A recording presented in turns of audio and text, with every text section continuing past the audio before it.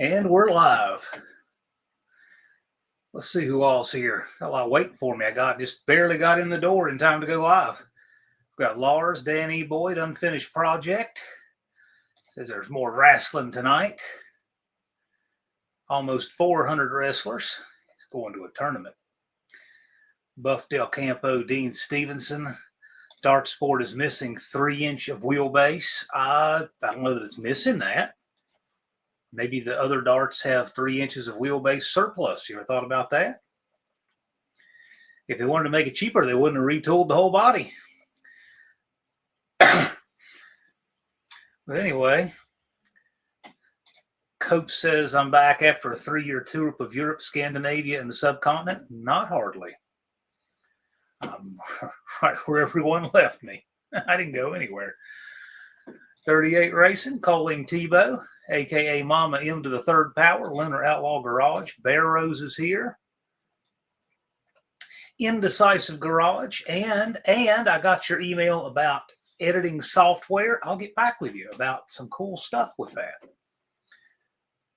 Unfinished Project declares victory, 42-27. Right on. Lunar wants to get back to making channel content. Right on. We want to know if you're going to be making No Name Nationals content. And he'll be 5 weeks out by Tuesday of next week. Okay.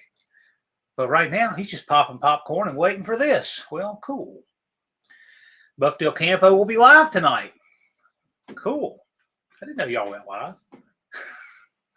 Never Done Projects is here. Lone Wrench Garage. Lone Wrench Garage and Indecisive Garage and Newcomer Stinger Salvage are all registered for the No Name 500. So if you are a channel with fewer than 500 subscribers and you're wanting to get in on all the action of the No Name Nationals as a participant, now is the time. 3 people have risked their ego and registered, including Lone Wrench Garage. And Mean Street Mopar has come back to the No Name 500 this year. Should we call him an overdog instead of an underdog? He just registered minutes ago. Bruce Colgin is here. Blue Grit Garage. Rabbit Transit J. Turbo Tom 416. Frizzell Racing. Wrong English. Hey, I made it. What number am I? 1100. I have no idea. But anyway, there is the link. Speaking of that,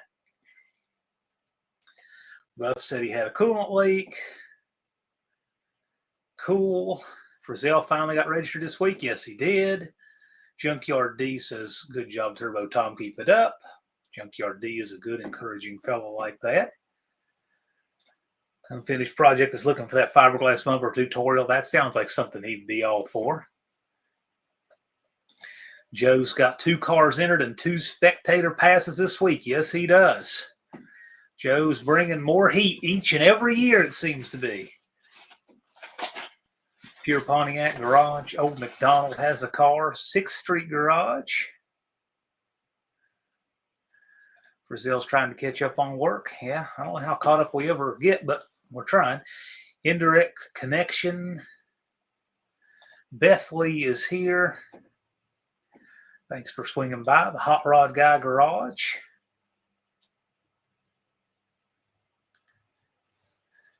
My Aunt Nancy's here. Thank you for joining us. Lars has up the link for Lone Wrench Garage. SSR Performance. Thank you, Big James. And he has the link for Mean Street Mopar, who, again, just registered minutes ago. I don't even have him on my channel yet. Joe wants to know if Big James is racing. Oh, yeah. Heaven's Mopar's registered just before this live. Well, there we go. I need to go back and look. Did more people register just before this live? Sure enough. So did Scott. He did. He actually registered after Mean Street Mopar. He registered after this live started. There, got you both. Dust Devil Garage is here. Cool. Well, glad everybody's here. How is everybody on this frigid, cold Friday? I'm glad that we're having a heat wave, and was 26 degrees this afternoon. Yeah, it's an awesome 26 right now.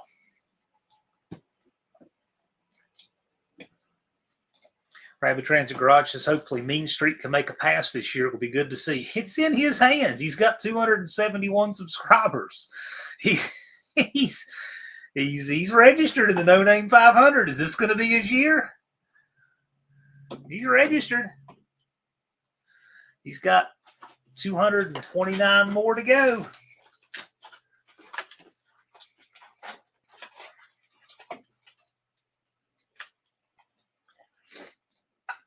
Never Done Project says we are doing a daily countdown on our channel to No Name Nationals. Well, we do a daily countdown right here every Friday, but that clock actually runs other nights of the week too. So if we have a live another night of the week or whatever, that clock is still counting down. It doesn't sleep during the week.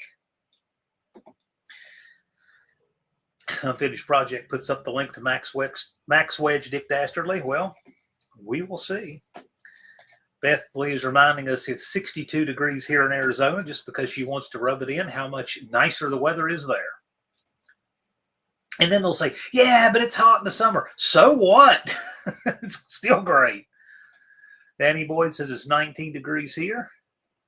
Wrong English says we welcome all transients. There's a reason we call him Wrong English.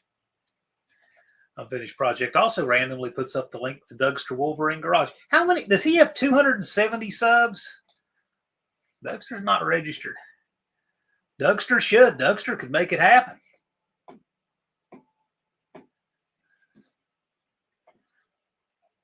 Dougster could do some great content if he wanted to. I think the cat is taking a nap, a.k.a. his brother. He may be. Dong works hard. I guess he needed a nap. Hot Rod Guy Garage says 237 days and a few hours. Get those projects done. Stay motivated and get them done. It's 237 hours, 3 hours, 50 minutes. Not that anybody's watching closely. Mean Street Mopar. There's Mean Street Mopar.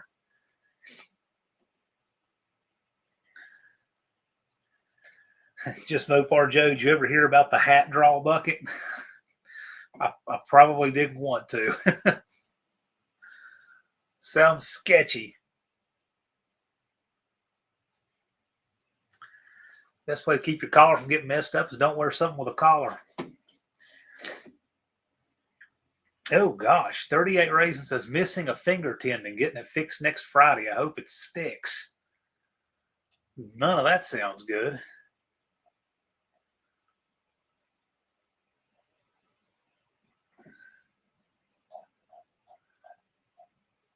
Raisins says, I don't know if we'll be able to make much content one-handed. I don't know. That might be part of the fun of the content is to say, see what you can do. That might, your creative stuff that you do that way. Huh? Could be. Broomsticks and strings and that kind of thing. I don't know. I mean, I had this hand in a sling for a while. I don't know if you can see it. But I had a pen in that hand. And sometimes you got to get creative with all kind of stuff. Brazil again in South Carolina, reminding us it's much warmer there than here. Blue Grid says his project is outside frozen to the ground. Right on. Lone Wrench Garage is waiting for his tech guy to show how to edit and upload. I have plenty of projects. We're going to be doing a content creator workshop really soon, and it covers exactly that. So look for that. I'll try to get that on the schedule this week. We usually do them on a Sunday afternoon, but I'll try to get it scheduled this week and put it out when we're having it. And we'll show you guys, especially, it's made for the new people, but anybody's welcome. I mean, we have one channel that has 50, 60,000 subs that hardly ever misses one. And they say they always pick up something new. But we'll cover how to edit, upload, tips on production, stuff like that, how to get the most out of your YouTube videos. Hot Rod Guy Garage says, bring on some normal weather. I'm sick of this cold. Well, wait a minute. This kind of is normal weather. We've been having abnormal winters. 38 says, I've heard third time is the charm. Maybe. I don't know. Maybe for you.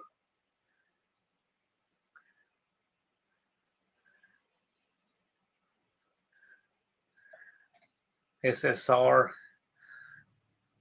Def Leppard's drummer has one arm. You can make some videos. Yeah, I would agree with that. Is it one of the important fingers? I would say all of them are.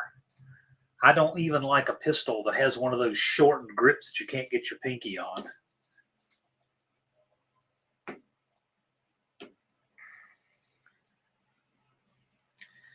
Yeah, we might do something like goofy like that, Joe.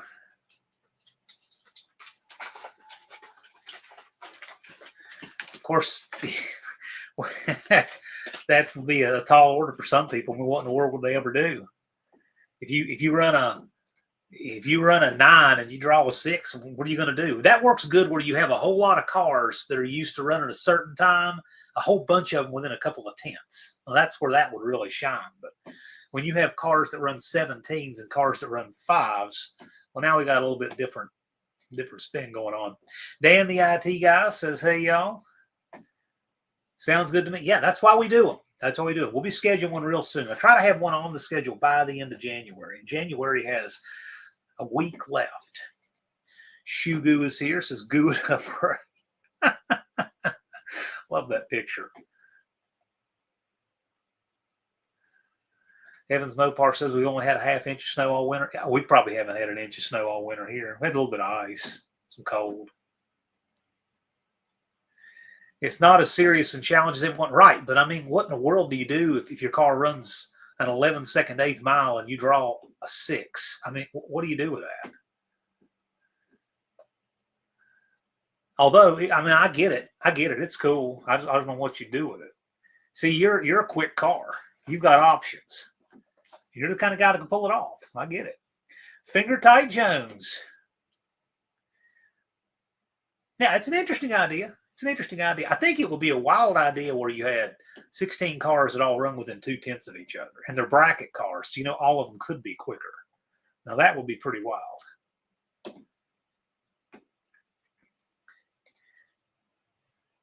Could you imagine someone picking Turbo Tom's time and they're driving a blown big block? Well, they would run it kind of like a super gas car. At least they could try to do it. What does Tom do if he gets their time?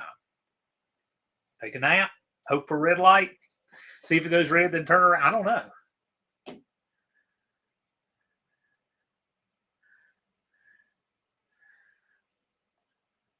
JB just wants to run. And he's got the right spirit. And 38 doesn't want to undo the repair. Yeah, I understand that. They break out at idle. Yeah, absolutely. They absolutely could. That could totally happen.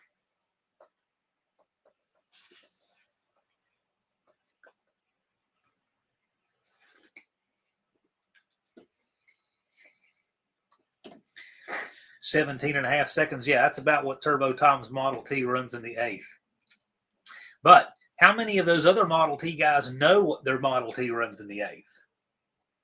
Turbo Tom, how many guys do you know who have a Model T that you actually know who've had it on a drag strip and got a time slip? That is really cool. That's the only time in my life I've ever seen a Model T go down a drag strip. Now, I'm not counting some T-bucket that's just the body tub on a frame and all. I'm not counting that. I'm counting an actual Model T. Unfinished Project has a good question. Is that D50 of Colleen's making it this year? Well, she's got her inspirational clock. Yeah, Blue Collar's got one that'll beat 17.5. Yep. Grand Pito Vic in the house. 38 has no idea what his car will run. Hope for some track time before. Well, we'll see. Between 50 and 60 of them at the meetups. Yeah, but how many of them have ever been on a track and made a pass and have a time slip? I bet you're just the only one there with a time slip.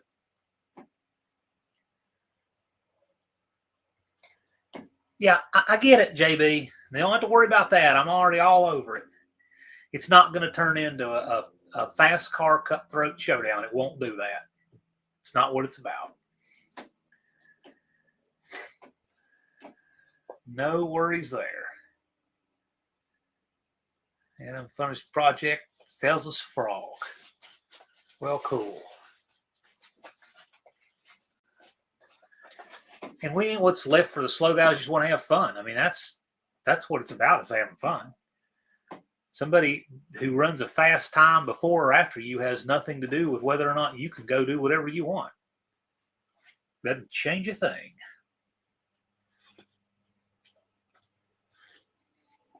Same track, same pits, same announcer, same everything. Joe says, if I can outrun Levi again, I'm safe. Levi says, I'm late. Did I miss anything? You missed by 2 comments. Joe saying, if I can outrun Levi again, I'm safe. Wrong English says, looking for some 14-inch drag radials for the cat. Any idea? Well, I don't know necessarily why they have to be 14s. I mean, you could put 15s on it. I mean, if you just want some shorter ones, I mean, you could do the 15 or the 14, either way.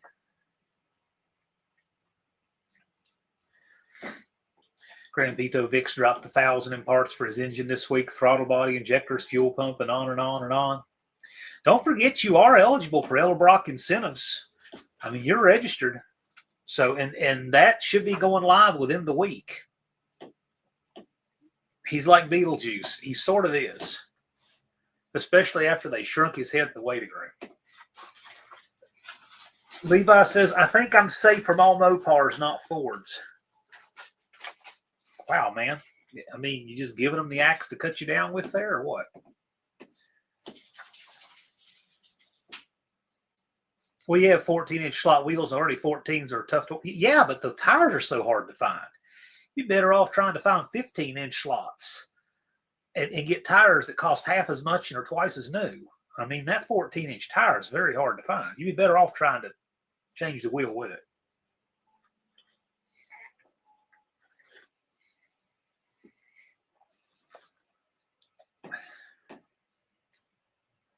I get it wrong, but you're looking for hard tires to find. You will probably wind up thinking we should have just changed the wheels. But good luck to you. Hope you can find them. Blue Grid had fun with a slow car, 20 runs with no issues. Yeah, that's true. Slower cars aren't temperamental in brake and everything. I think you'll have more luck with 15s. I ran 26 8.5 14s on my Dart. And, of course, that's the 67 to 76 A-body wheel well. Is very unforgiving. You have a lot more room. Yeah, Coker Tire, I'm sure, has 14s. Yeah. And you probably can still get the Mickey Thompsons in the 14 too. I don't know about the radial, but I know you probably can still get the drag tire. Yeah. Well, the spreadsheet, I got the spreadsheet over to Edelbrock, and it is in the works. So I'm hoping that we'll do a walkthrough and that'll drop on Friday. T's Good Time Garage is here. Hello, sir. How's it going? Glad you could make it.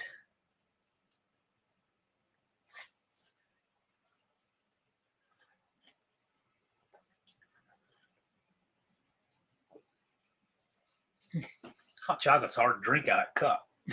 I overfilled the marshmallows. Big James, what would you recommend Don do? He's looking for 14-inch drag radials because he has the wheels, but he has room to run a regular 15-inch wheel. What do you think he's going to wind up being better doing? Just sticking with looking for the 14-inch drag radials or going to a 15-inch wheel also? What do you think? JB says 15s are getting hard to find also, but you can find them. 13, 14s are a big problem. I agree. It is hard to, I mean, in talking just in street tires, it is difficult to find 15s. Like for the CRV, they're very hard to find. You can still find 235, 75, 15 because it's a little bit more common, but it's getting hard to find too. Most of your tire shops, your used tire shops, you call them, they're like, we don't have anything smaller than a 16-inch rim. With a 14 doesn't help the gear. It's the overall height is what helps the gear. I mean, he's given up a lot of sidewall, but still. What he needs to do is put some more gear in the car. Instead of that airplane gear that's in there, that 245. He's going to change gears anyway.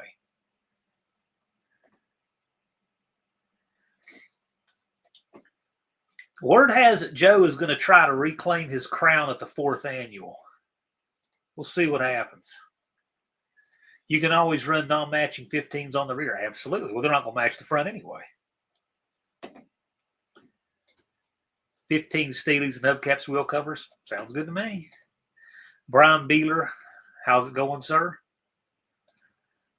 Rabbit Transit says Wally World still has the 15s on the shelf. Yeah, a lot of them do in some of the common sizes, but he's looking for drag radials. Grand Pito Vic says the 14s and 15s are hard to find now. He works the Goodyear plant. We don't make many. Right. Mostly trailer tires. That's right. And those are not going to help you on the track.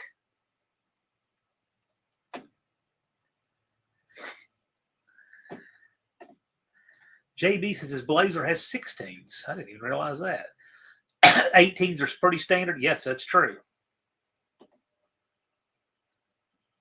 Joe says I'm 1.5 out of 3 for bracket championship.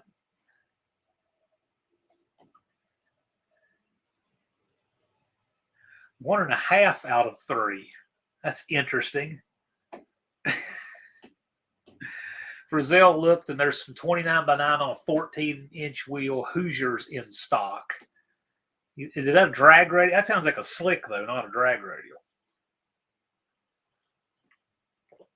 And the slick will probably be just fine for that car. Mohawk is here. How's it going? Yeah, I read the 18s are standard, but I don't like that. I like to have an actual sidewall on a tire. SSR saying the 14s are about non-existent anymore. I'd get 15s for racing and run the matching painted wheels for streets. I would totally agree with that.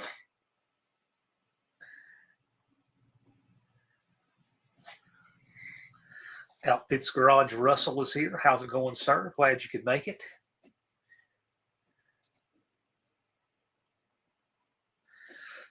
He says it's a Hoosier slick. Yeah. Dodge wants him to put on it to track, which I think would be fine for that car. He'll do what he needs it to do.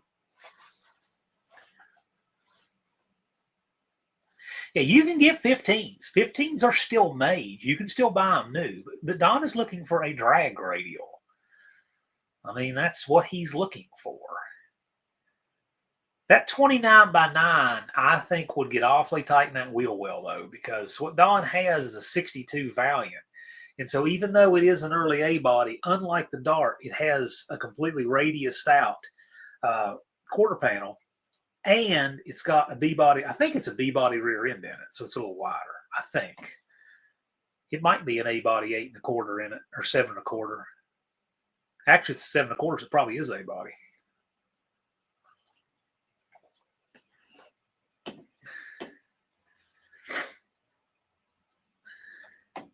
Danny Boyd wants Trump to make the auto industry go back to 15s, make 15s great again. Is that what you think?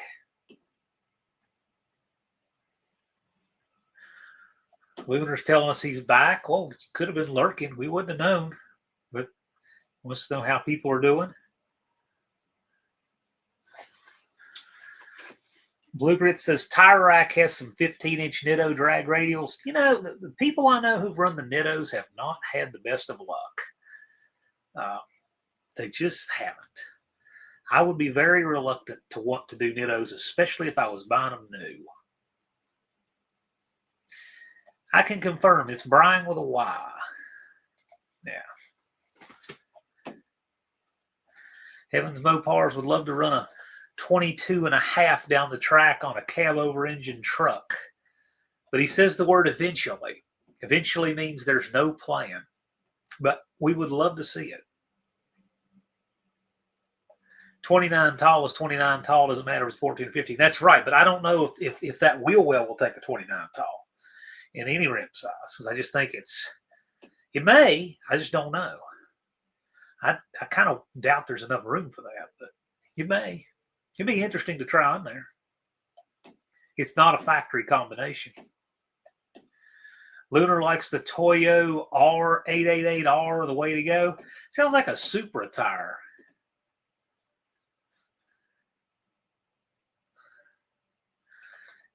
Grand Pito Vic is talking about a 555R. Hot Rod Guy Garage says Nittos work great if your car works or if it's low power with bad suspension. The car does see running Nittos. That describes them very well, actually. Indirect connections, as that describes my card with T. Brazil likes it, says it's he ran for street and better than the old version. Well, there you go. It says Sars's Nittos are junk. Hoosiers for Mickey Thompson drag radials, yeah. Hoosiers for a slick, yeah. That's about what I have seen.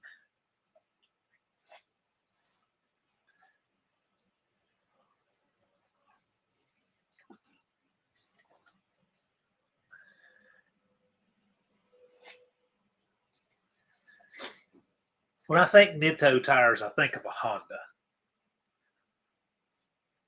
I think of somebody putting one on the front of a Honda.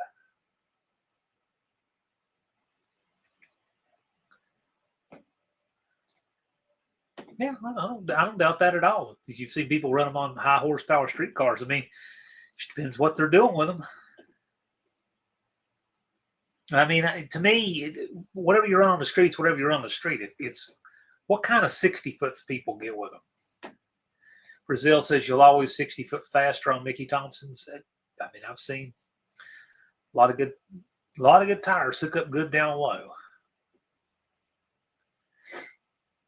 Hot Rod Guy Garage also likes the M&H tire. Well, you don't see those much anymore. They're cool though.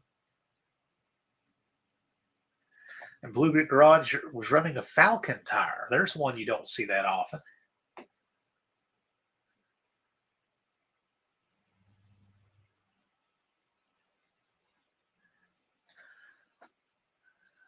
JB says he's coming for Indirect Connection this year. Get your act together. JB will get it together. He always does. Indirect Connection will be there too. He always is.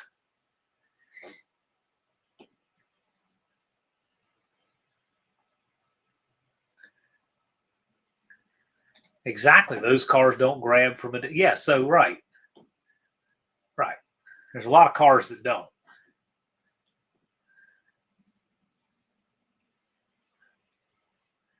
Levi's given some big qualifier here about what he said about other people having to watch out for him. So let's see how many qualifiers he put on it. Okay, so now I'm not driving. I need to clarify. All streetcar Mopars and Fords on 28s ought to be watching out. So in other words, he's making sure that the 28 10.5 guys are not, in that mix, and that he's just counting. He's trying to exclude them from the statement. I see through that like plate glass, Levi. Good try, though.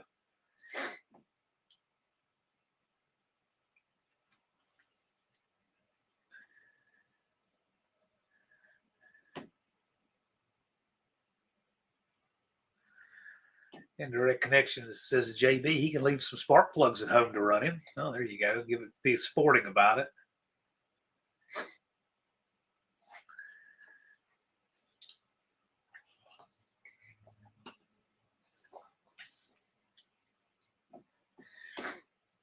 What was it Robert De Niro's character said in Casino? He says, if you come back, bring a gun so that you have a chance.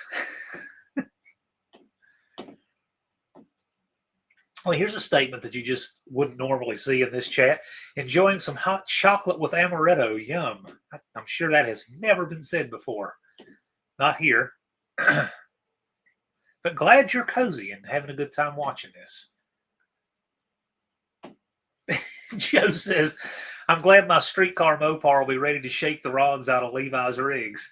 Oh, does that mean you're driving it to Lambert's, Joe? Is that what that means? Because Levi did drive the Laguna to Lambert's.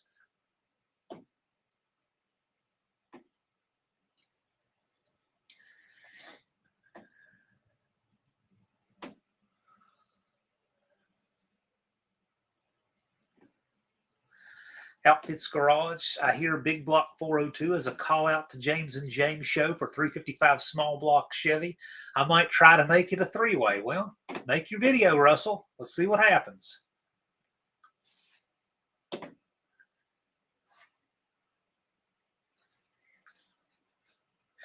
Danny Boyd is saying usually beer and hard liquor for this crowd. I say that's usually for you, Danny Boyd. I got to say, the chat does seem generally very sober during this live, which is good. One-Eyed Cat clarifies his question to Joe. He's looking for a flex plate. And more Levi qualifying. More Levi qualifying and talking about his car weighing something like 7,312 pounds or whatever it is now.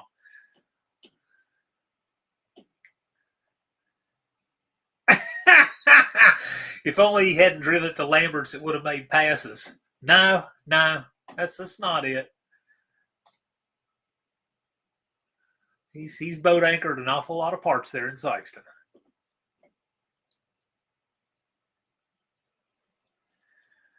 And Joe, being the good dude he is, has already gotten Don his email. Isn't that cool?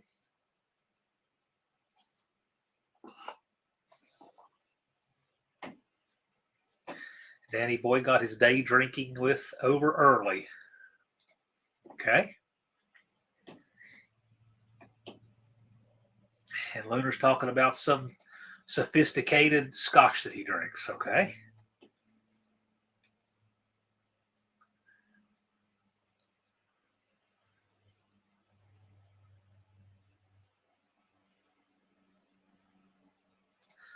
JB says his job's keeping him busy. The call out to Jason is coming. And Cope has a call out coming too. Right on. Unfinished project reminds us 238. Yes, it is.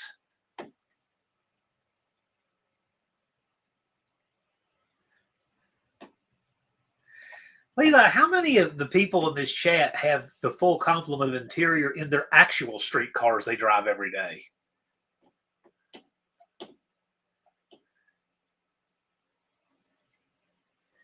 If you drive it on the street, it's a street car, a car that actually does street car things in the state in which it lives, the condition in which it lives is a street car.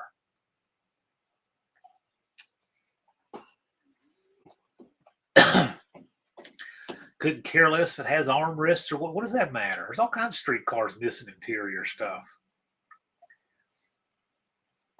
38 Racing hopes that Levi's over his parts breakage and it's not contagious. No, I think that's a pretty localized Levi thing.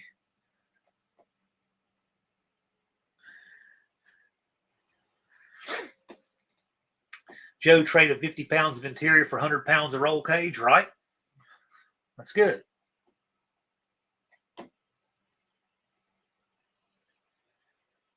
No, I mean, if you do street car stuff with it, at least it's a street car while you're doing it. Yeah, 38 says no carpet or headliner in mine. Exactly.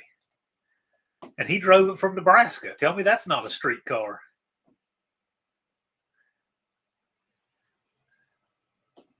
And Joe, meanwhile, has a carpet and wood grain door panels. But he doesn't drive it on the street. Aunt D, hello. Welcome to the chat. I don't think any of our cars, even the new one, have full or unbroken interiors. Right. Exactly.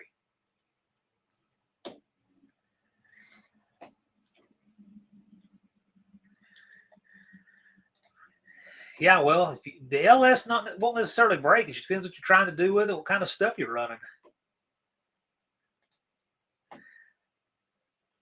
Should we just put your car on the scales down there? I mean, you're always claiming the thing weighs more than a 3-ton truck. Meanwhile, Mrs. Levi has no confidence in it and says it's happened the last 4 years, and I'm afraid it just may be something that continues to happen. Wouldn't you rather him run good parts so that he doesn't have this, and then y'all can just hang out and have fun instead of him staying under the car the entire weekend?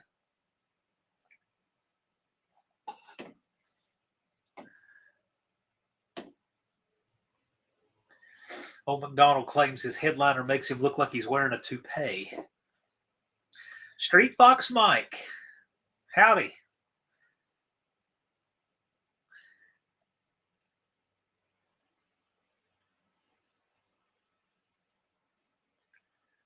Okay, it's got good parts, so everything will hold together, right?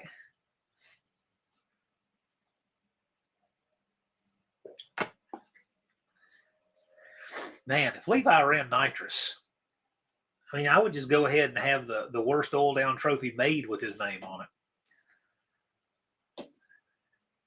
I could somehow, when I said that, I could hear Joe laughing in my head when I said it.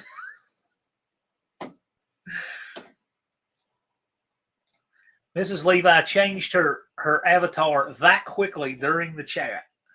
I usually notice people by their avatar, not just their name. Peckerwood Customs Aaron checking in from the other side of the universe, aka Australia.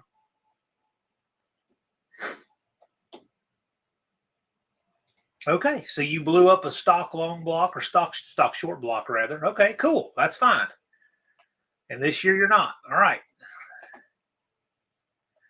You better have EMS too for my heart attack. We do. That we do.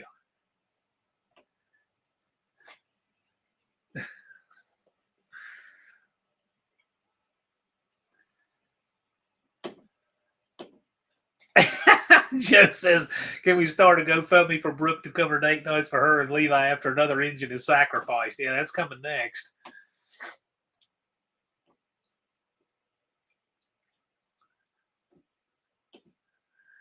Now here, just to add insult to injury, Russell reminds Levi that he's running 40 PSI on stock rod and piston LS with just ring gap.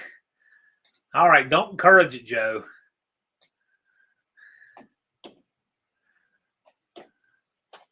Levi's like, oh, sure.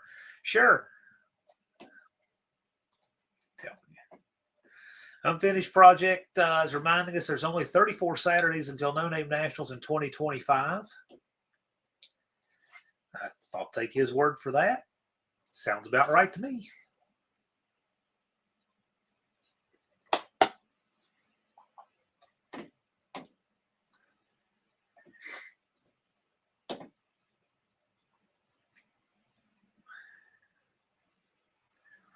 Oh, now Levi says depends on the turbo.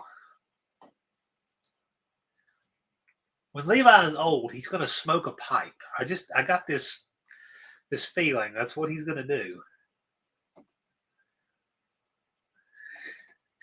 Indirect Connection says that we know that 5.3 was in your car, wanted its guts removed like a long night of binge eating Taco Bell wants to remove mine.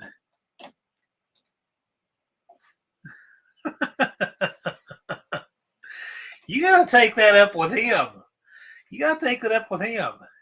He likes to put offerings to the gods of speed all over the track.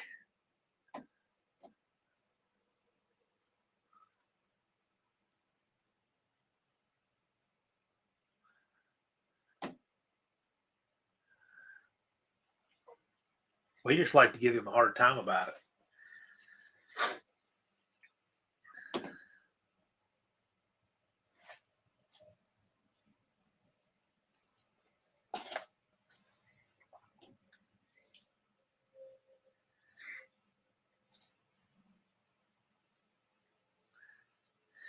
JB suggests that if you can't build an engine, throw a turbo. Hopefully it'll stay together. As I recall, someone has a supercharger on his V6.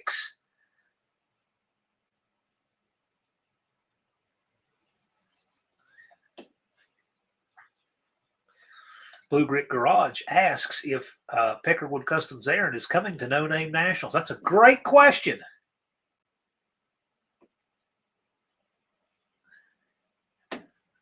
We'd all like to know that.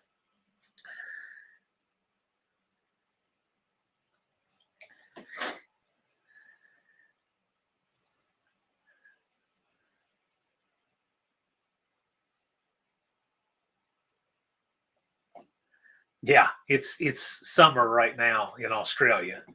He's reminding us that here where we've had water's been frozen for weeks now. And there is Peckerwood Customs YouTube channel.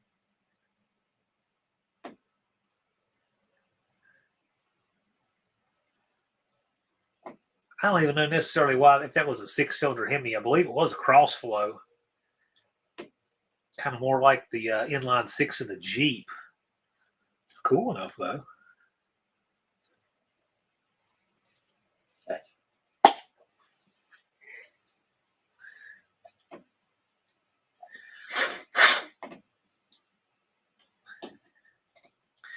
Joe says, I've got $100 US for Aaron's trip here. That's $22.50 in Australia. Joe flexing on how smart he is, converting that currency so that he doesn't put himself in a $400 bind.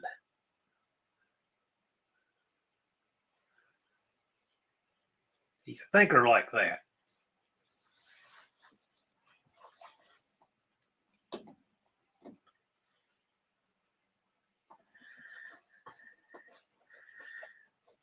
That little truck of JB's runs good.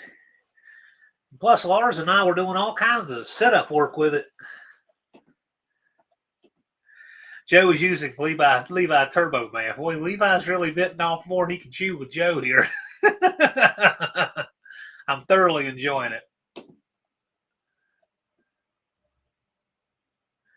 So is it their spring? I guess. I just know when the No Name Nationals is. That's 237 days, 3 hours, and 16 minutes away. Andrew Nelson reminds us it doesn't matter how much horsepower you can make if it doesn't get to the ground. This is true. Aaron says, okay, so carry-on luggage includes a 250 Ford motor, a 265 Hemi 6, a barrel head, and a 4-barrel manifold. I think I've got this. Check bag. Tip the counter person nicely and try it.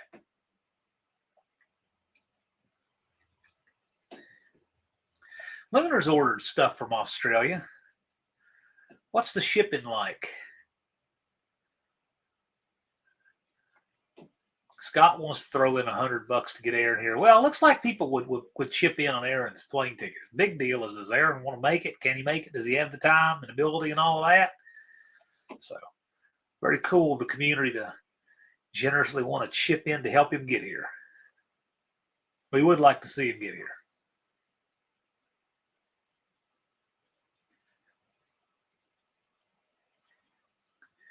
I don't even know what Levi says when he says Andrew is absolutely right, but you know what? He probably is, because whatever Andrew said, I'm just going to say he was absolutely right. Andrew likes to give good advice. He knows things. Hopefully no tariffs. Hopefully nothing wrong with tariffs. Boy, Australia has big tariffs. You want to drive something like a Japanese car in Australia, you're going to pay a big tariff to get it.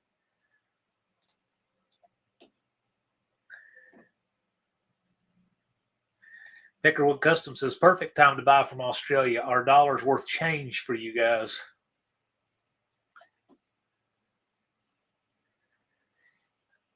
Grand Pito Vic loves it when new parts come in. It's Christmas. Christmas is the 359th day of the year. At least 3 out of 4. 3 out of 4 times it is. Aaron says, I'm working, getting my ducks in a line for the trip this year. Well, right on. Sounds good. Sounds good. Well, you'd have to do some maneuvering and thinking about it because the date change. It'd be easy to mess yourself up planning a trip like that, I would think.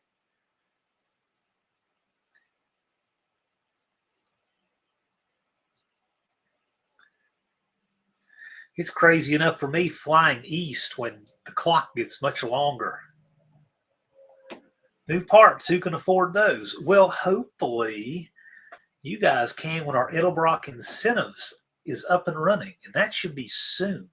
I'm hoping that next Friday, a week from right now, we can take a walkthrough of the Edelbrock incentives program.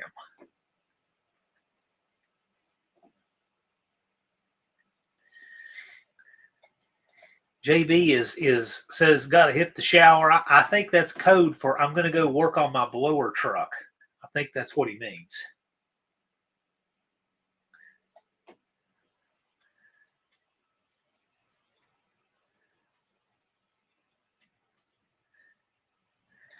No Name Nationals is coming fast. Yes, it is.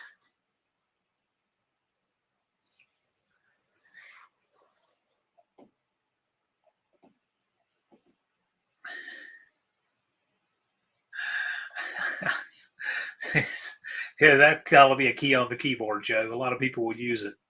It'd be stuck for a lot of people.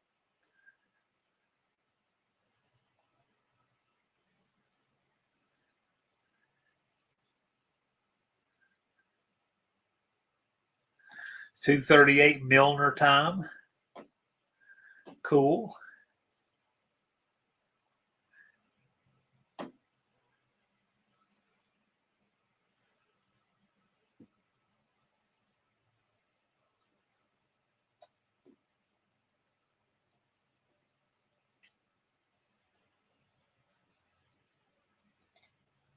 Unfinished project was looking for one of those Valiant windshield visors. I don't even know what that is.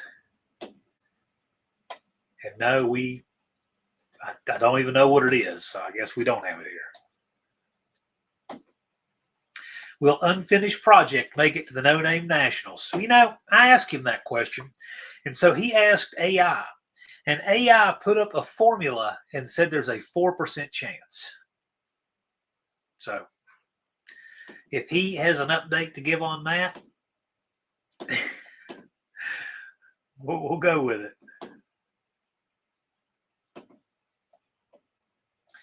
Unfinished project looked one up from Australia. They wouldn't lock in shipping and gave me a date many months out. Yeah, that sounds scary. Yeah, I wouldn't do that.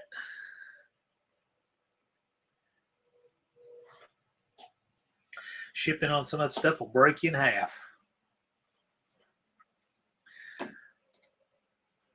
Brooke is out. Says we'll see us next week, I hope. So, cool. We're going to try to save Levi some money on parts. Joe's got a good quote that works for that. Joe has a great quote on my wall right here. If you can see that, it's attached to the wall. For those of you who don't know what this is from Joe, and that's why it's in the colors of his car. It says, excuses are the tools of incompetence. Thought that was a wonderful quote. I was thinking, should I put that on my wall? I thought, well, it's going to offend some people. I thought, well, anybody that offends, I don't really care. It's a good quote.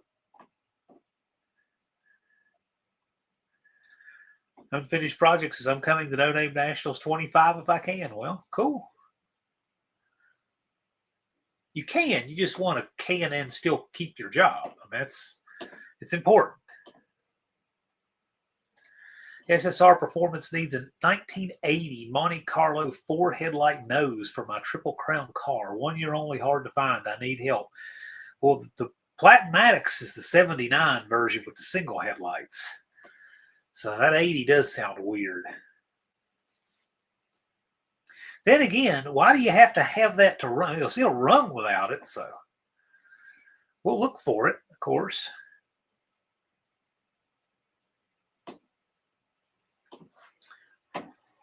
Aaron's saying that freight is horrible right now. Yeah, I'm sure. I'm sure. What's funny is I sent out Christmas cards way before Christmas. And do you know that yesterday I got one of them back returned? How can it possibly take that long for that card to turn around? I mean, it makes me wonder when some of these people even got them.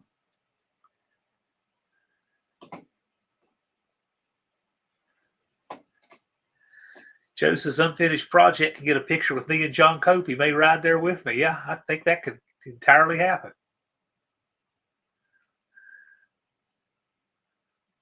Joe, a Just Mopar Joe t-shirt would probably fit right on Cardboard Cope.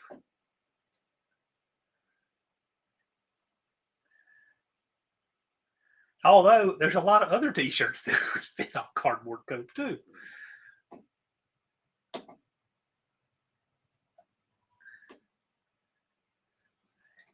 Scott, he was there. Yeah, Aaron got his. Aaron's car gets to Australia before I have one go 2 states away, get turned around for a bad address. LSS Drone Photography is here. Welcome. SSR says, I just know this group has a lot of knowledge on whereabouts. Yes, it does. This is a good place to ask a question like you did. It's one of those things that if I were to see it out in the wild somewhere, I would let you know because it just wouldn't make it on my radar otherwise. Yeah, that's what it should have done, Danny Boyd. I had to send them out in different waves because I sent a lot of them out. There's Dizzy Izzy. How's it going? SSR said it has a 79 single headlight nose now from a donor car. Yeah, okay. I just think that's cool. That's the bank robber special, like the Platmatics had in the 1986 FBI Miami shootout. A black 79 Monte Carlo.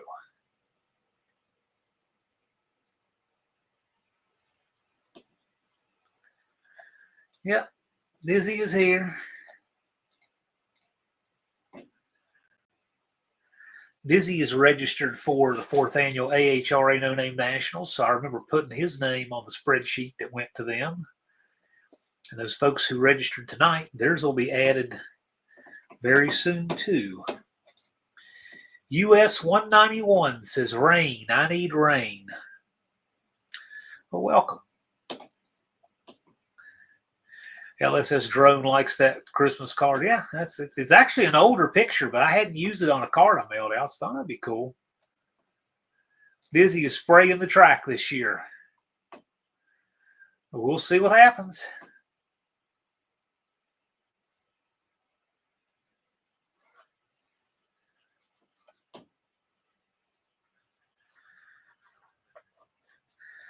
Dizzy's gonna meet Joe at the track and won't forget his helmet.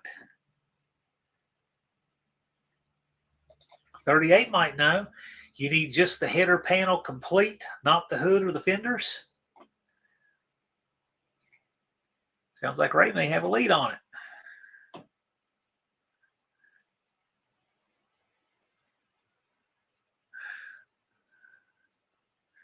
In Price is Right fashion, Joe says, come on down.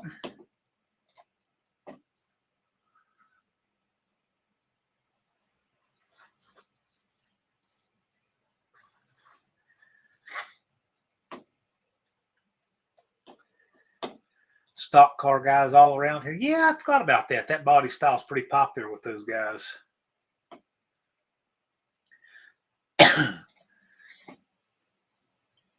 That was the smaller Monte Carlo after the giant one they made the first 3 years.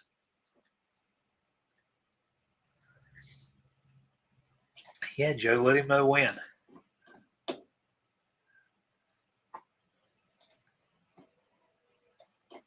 Southern Juju is here, says howdy, howdy. How's it going, sir? Thanks for joining us. I'll drop a little reminder since we're coming upon the top of the hour, especially if so many people are in there. Edelbrock Incentives will go live, hopefully, by this upcoming Friday, and we'll be able to do a walkthrough on it. You will get that benefit if you are a registered No Name Nationals channel. If you are registered for the 4th annual AHRA No Name Nationals, you went on the site, nonamenationals.com. You clicked the participant registration and checked out and paid your registration fee. The email you used to register, I'm giving those to Edelbrock, and you're going to get login credentials to get deep discounts on their site. And as we collectively buy as a community, we have an opportunity to get an even better price. We're starting off really good. We have an opportunity to get even better.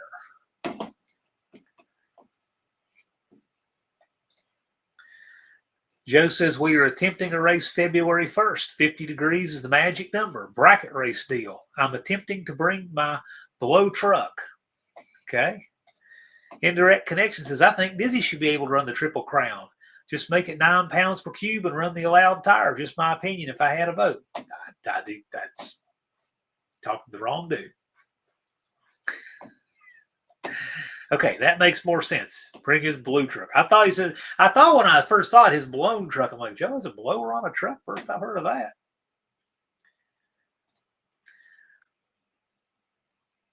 Never done projects. Hopes we did it right for 2 cars. Glad to be a part of this. Well, glad you're here. I think you'll have a good time.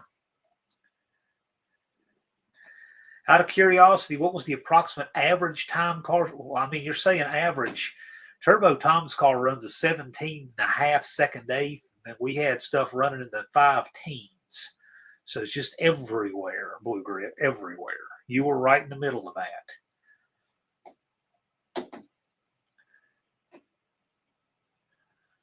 38 is on. I got to tell you, Ray's found parts for me. So he's a good one to have looking for such a thing.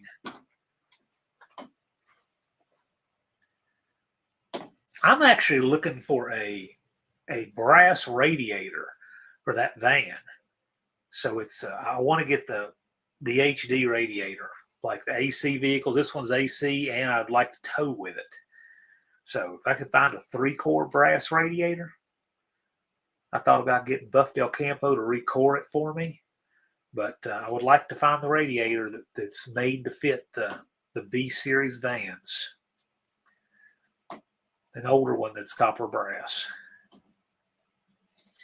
Dizzy, actually, that prohibition shouldn't stop you from running, because they said that you could move the springs inboard for that class. Your problem is you're in 371 cubic inches. That's what you can't do. Because the limit is 368.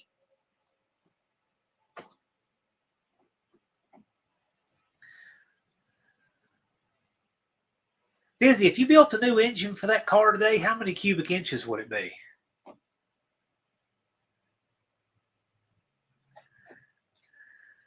Who wants a nice 7980 Dodge van grill? Anybody, free to anyone reading this in Arizona. Are you coming to No Name Nationals? That's a cool grill. That's a round headlight Dodge van grill. Fit right in mine. Although I did get a nice grill. I would be interested in that, especially if you're coming to No Name Nationals.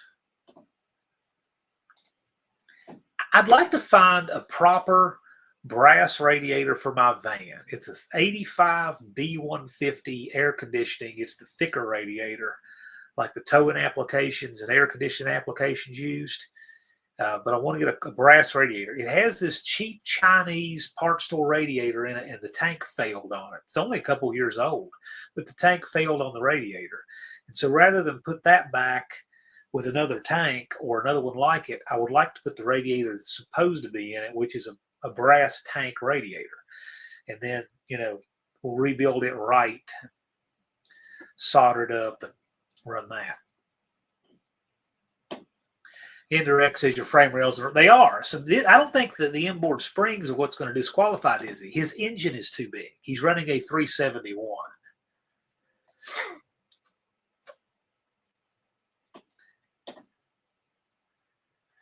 Not a 368.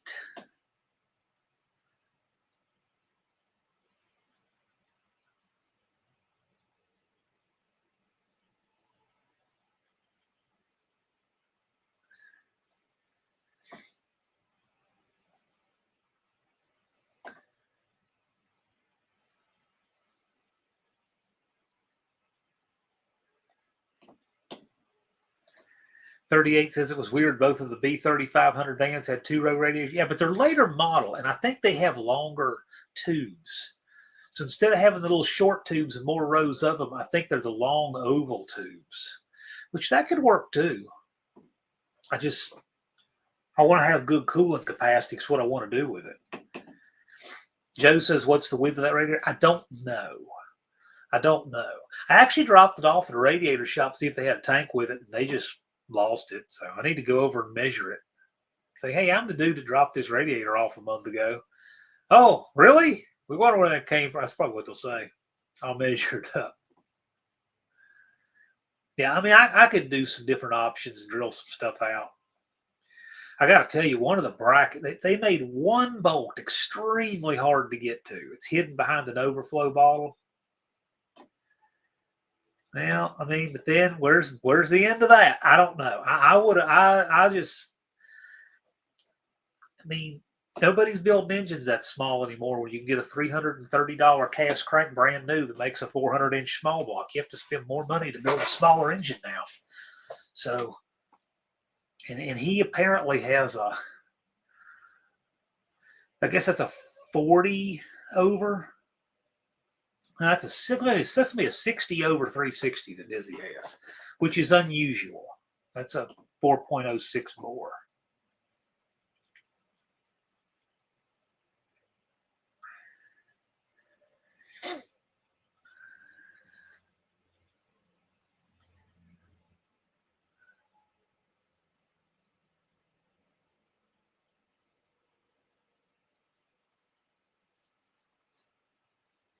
And truth be told, not that I'm encouraging anybody to cheat, but I would be shocked if 371-inch engine pumping gauge 371 anyway.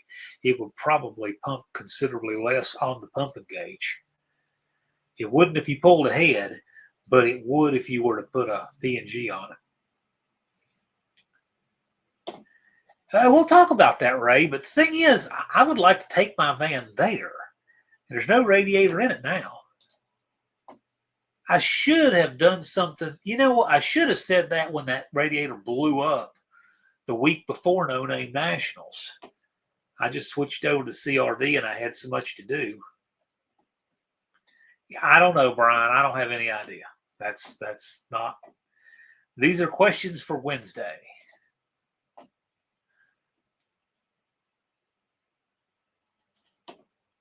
Because they wouldn't let Brian slide on the tires.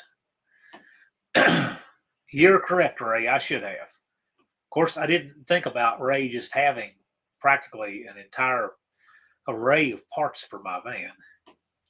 Later, Lunar, thanks for joining us. We appreciate you coming by.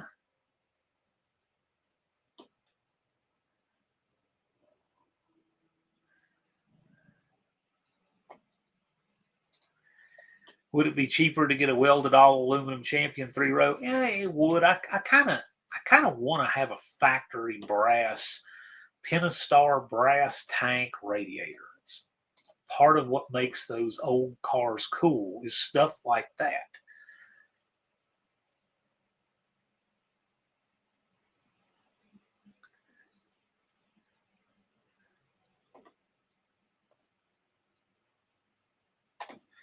B150, 318, yeah, but really any of those vans, the B150, 250, 350, all of those should be the same body all the way from 72 up to 2003. But those later ones aren't going to be brass tank. SSR wants to make it democratic with votes for the class racers. Okay, I didn't know anything about that. Dust Devil's going to get some 28 10.5 tires to meet the rules. Joe was thinking about a 361 Mopar or 383 D-stroke. Nope, already thought of that. In fact, I even did the math to see what you could do with a 400 if you were to offset grind it. It takes a 2.1 rod journal, a 400 with a stock bore would get in just under the limit. And then you'd have a huge bore engine, but big blocks are not allowed. So, gotta be a small block. It's a shame you don't still have your, your 408 doesn't fit. No, it's got to be a small block. So I was going to say, your black truck would have been killer in that class. But no, I forgot. No, it's 368 inches. So you'd have to put it on an actual 360 long block and move your heads over and stuff.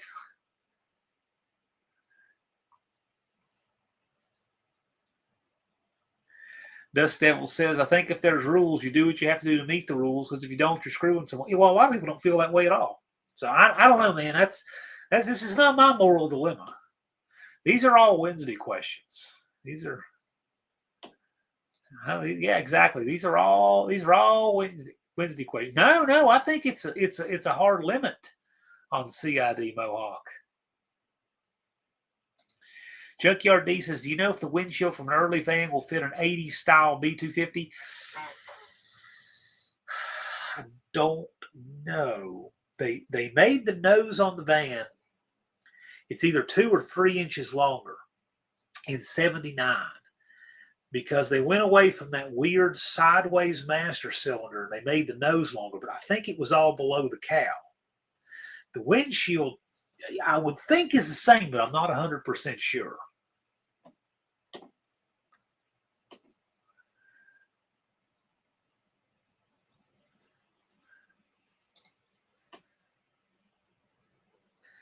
B-body springs out of a station wagon on the rear, inside the frame rails and the bill. Yeah, but Dizzy, I really think that what you have actually does meet the rules. And I guess the way you described it, Dallas just said no. Of course, I don't know. Your engine's 3 cubic inches over anyway, so I think it's all moot.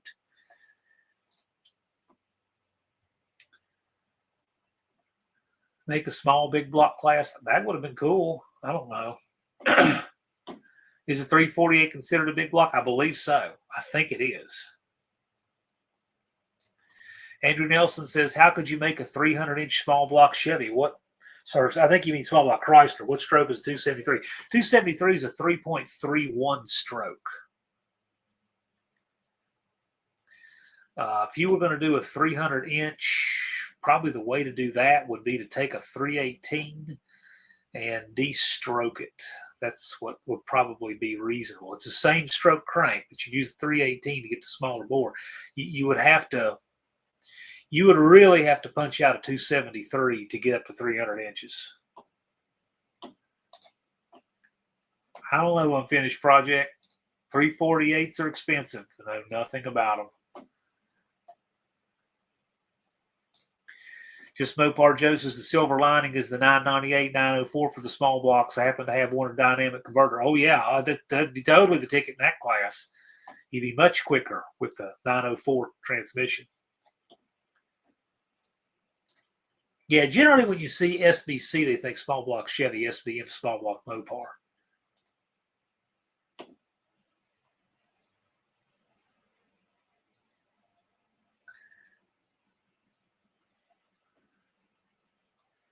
Yeah, that's definitely, for that class, will be the way to go. Really, the way to go would be a 999, so that you could 998 or 9, so that you could take advantage of the low first gear, which would be any 904, 81 and up. But remember, they are lockup, unless you want to convert it to non-lockup.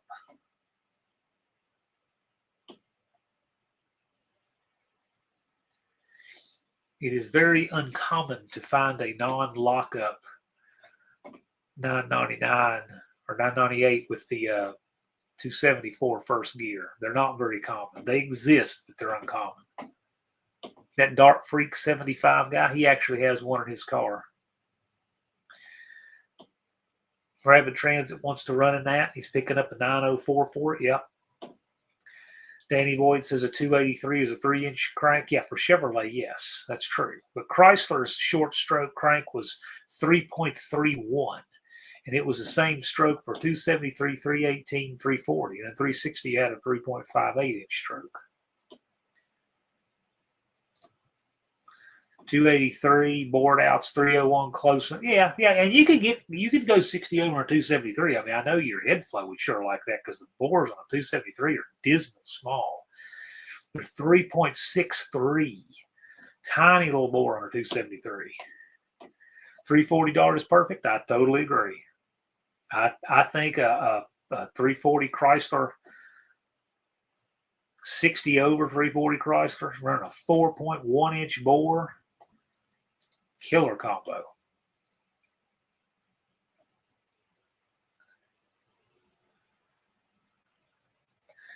He says he'll be a spectator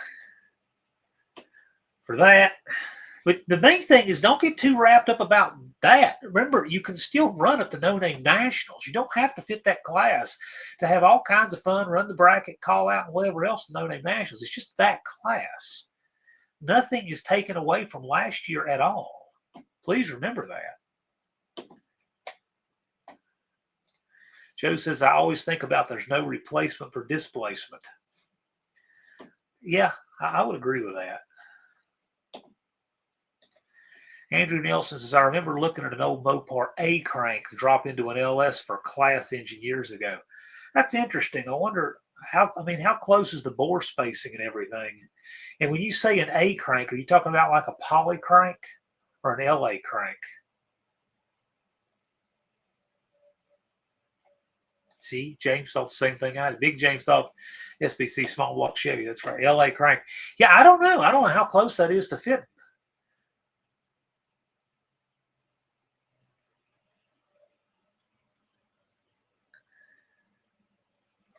Rob's Rods and Streetcars is here.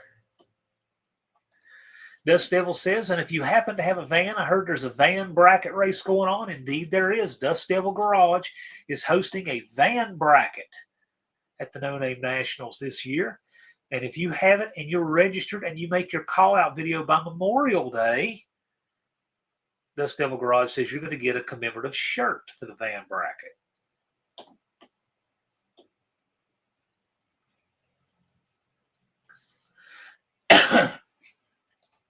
SSR is talking about a car 2,700 pounds that would do well.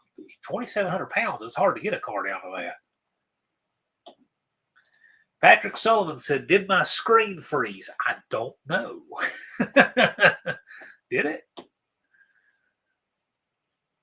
Yeah, I think that could be a good combo. What is that engine in your thumbnail there, Rob's Rods and Street Cars? What is that? What is that?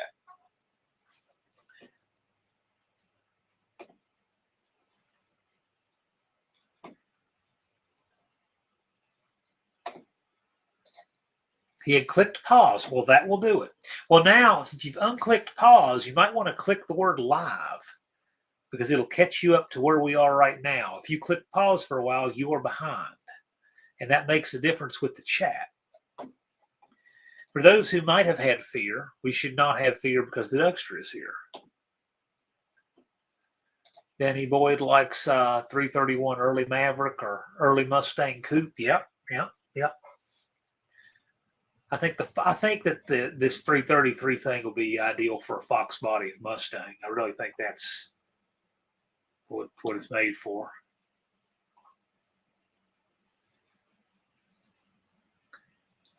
Refresh brush, yeah. Because I'll tell you, it doesn't make any difference with me, but it makes a difference with the chat.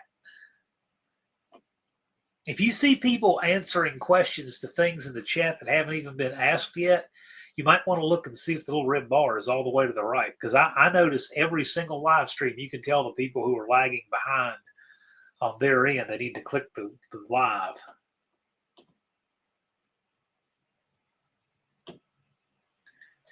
We are weighing with driver, right? Yeah, that class is going to weigh you with driver. Lars is reminding you, if you'd like No Name Nationals hoodies or hats, all proceeds go toward the event.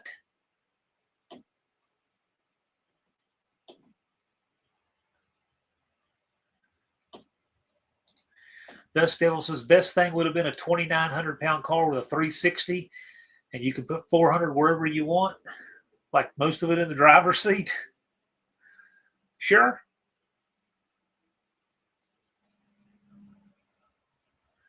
All messages, not top chat. Agreed.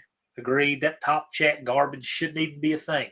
That's for people who just, they attempt to filter it down on these live streams where they don't interact at all and have thousands of people watching. But to me, it's just pointless to do that anyway.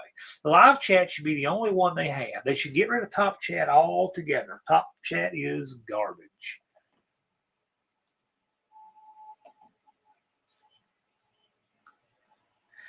Rob says that's the 355 in his Camaro. Cool.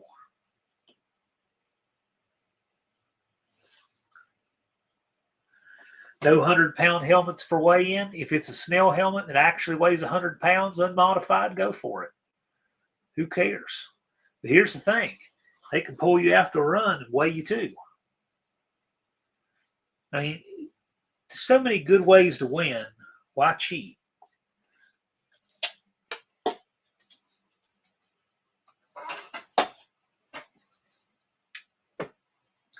Unfinished project is behind right now. I thought Unfinished project finished this a long time ago on 3x speed into the future. Joe wants Dizzy to come out to Newport Raceway for testing. Grand Pito Vic saying 51 watching and 24 likes. Cool. That means almost half the people watching actually like this stream. That's pretty amazing. Wait on the return road. Yeah, they'll have scales somewhere. I don't know. We'll see what they wind up doing.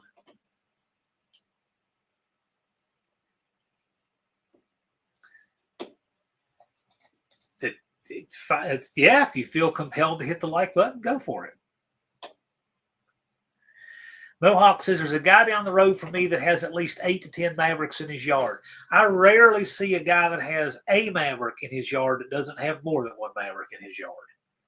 I can think of 2 yards right now within 10 miles of me that have multiple Mavericks in the yard.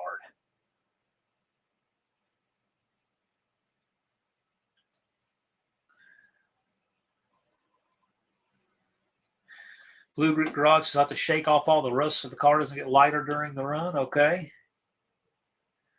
Patrick says it's usually about 10% of people hit the like. Maybe. I don't know. That's a stat I've never even thought about.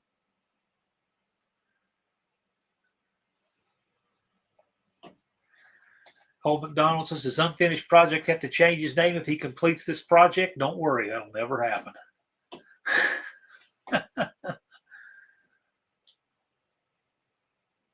Dizzy says, helmet for me is redundant equipment. I can go along with that. LS's drone is asking about my new computer. Yeah, it's so far so good. It's a Dell Alienware. It's fucking.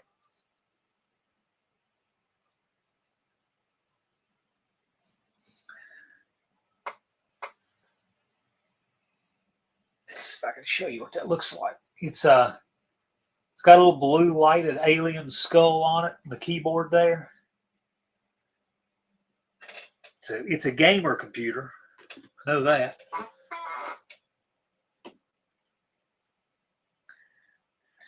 %10 on published videos, no idea on live streams. Usually about 10% of your subs watch a video is usually pretty good. Grand Pito Vic, do I need a helmet for the burnout? No Name Nationals. Yes.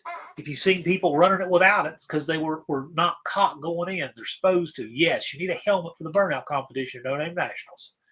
That's right. Last thing we need is somebody whipping a donut, hitting their head on an A pillar or B pillar, and knocking themselves out. It's the last thing we need. So, yes, you need a helmet for the burnout competition, too.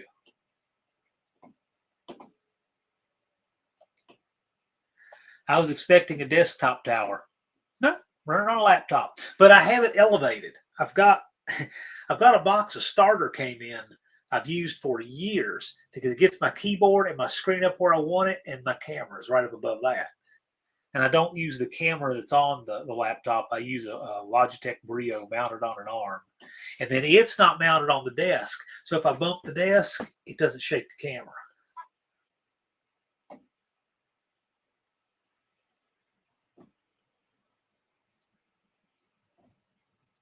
Yeah, it's a good setup. Sure works better than the old Toshiba. That old Toshiba just could not keep up with what I was doing.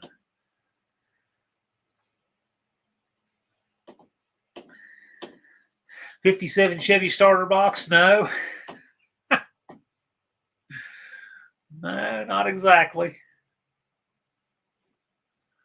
Although I did see something funny today, and I sent it to Lars. This is one of those things, if you know, you know.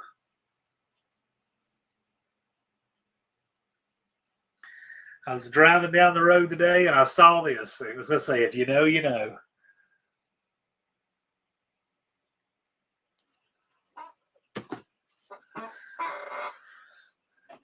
38 Racing says, when someone says knock yourself out, that's not what they mean. Well, maybe it is what they mean. I don't care if that's what they mean. I just don't want it to happen with all those people around.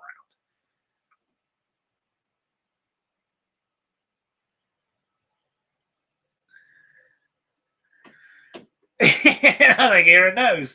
Right. Color's working all. Hey, someone should send him that. Someone should send him that. See if he'll make a video about it. See, even the colors are right. Oh no, it says smart storage choice, so maybe not. But anyway. Busy likes a vinyl top, but the gator texture Mopar uses sharp. Yeah, I like vinyl tops too. And I know there's so many people just think I'm awful for liking vinyl tops because of the texture of them. Oh, but they make rust and all. I get it. But if your car lives in a garage and all that, I like a vinyl top. I think they look great. Maybe it's an old guy thing. I don't care. I think they're cool. Isn't that cool? Isn't that funny?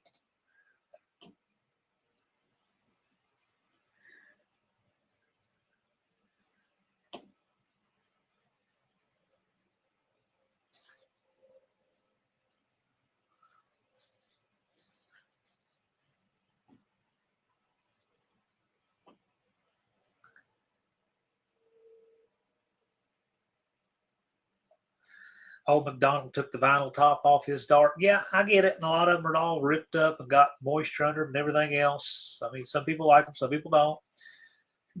I think they're really cool. Does the phone ring there sound like a tortured small block Chevy starter? It should. It really should. If they want that ringtone, I'll hook them up.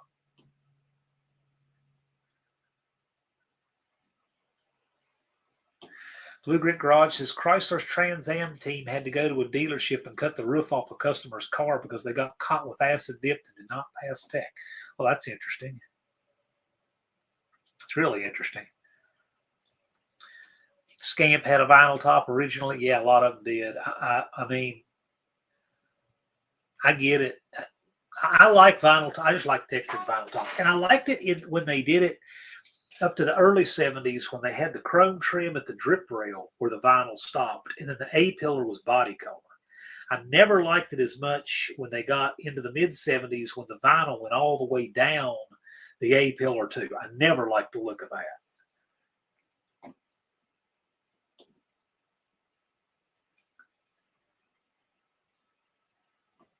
Naugahyde roof. Well, they had Naugahyde interior in some of these things.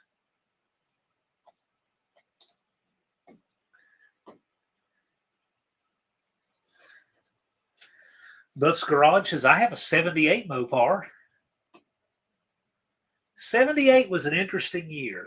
There was a lot of changing over happened at Chrysler that year. They changed the vans that year. The F bodies were running. The A bodies were just gone. They did a lot of changing over right then at Chrysler. 38 says, I think I only have one car with vinyl. How many do you have that used to have vinyl? Or do you have one car because 10 cars have 10% of a vinyl roof on them anymore?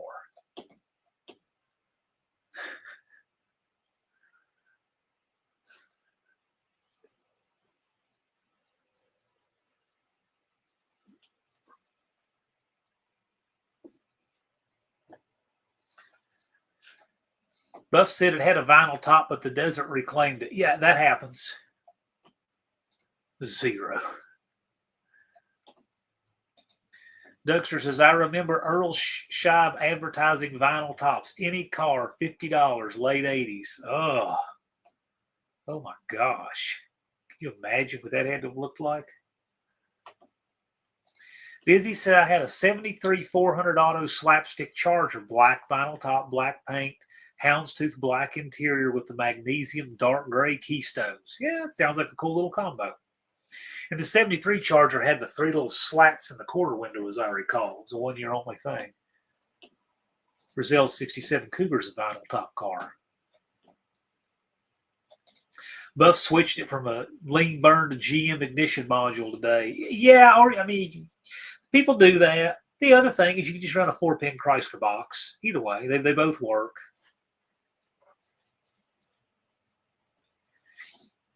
I mean, a lot of people don't realize that, but that 4-pin GM ignition module, you can just run a 4-pin Chrysler box, and you can run it on a 5-pin car. The 5-pin had 2 ballast resistors.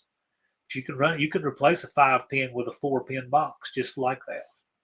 No problem. Yeah, but lean burn is junk. It's a terrible idea. Patrick Sullivan said the entire auto industry changed it up in 78. Everything weighed lighter compared to 77 Monte Carlo, 78 literally half the way.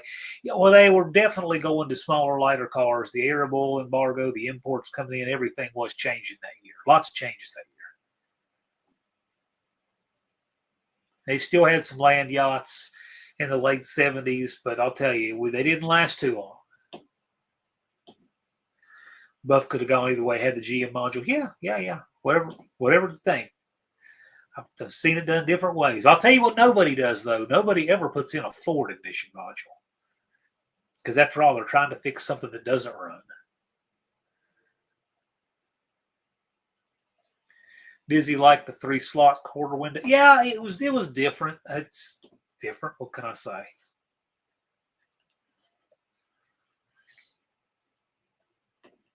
Dean Stevenson said it's electronic spark control. We called it ELB 1, 2, or 3. Most people call it junk.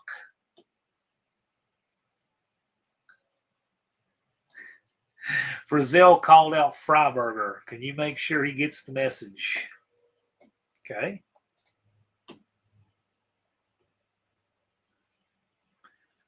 Duraspark. I knew Danny Boy would come in here rushing to defend Ford's honor. I don't know. A lot of the early electronic ignition modules are just, a lot of the early ones just weren't very good, frankly. And I'll tell you, the $17 Mopar 4-pin box, like these parts stores sell, they are hot, rotten trash. If you're going to get a Mopar box, get an actual Mopar box. The older ones, they're much better pieces. Those really, really cheap knockoff ones that they sell now that are really, really cheap, like $20 or so, the epoxy melts out the back. They short inside. They're just not good. If you can find a 20-year-old one that's made here, buy it.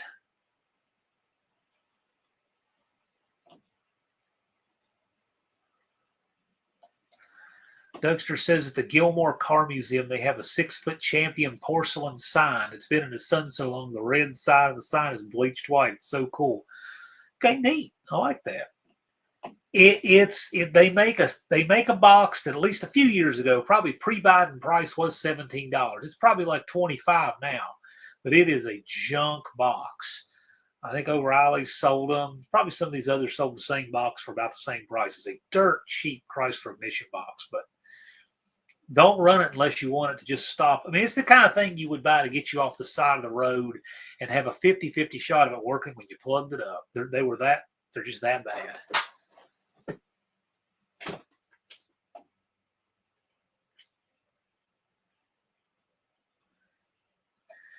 Dean's talking about the epoxy. Yeah, I mean, a lot of those you see the epoxy's just running out of it down the firewall.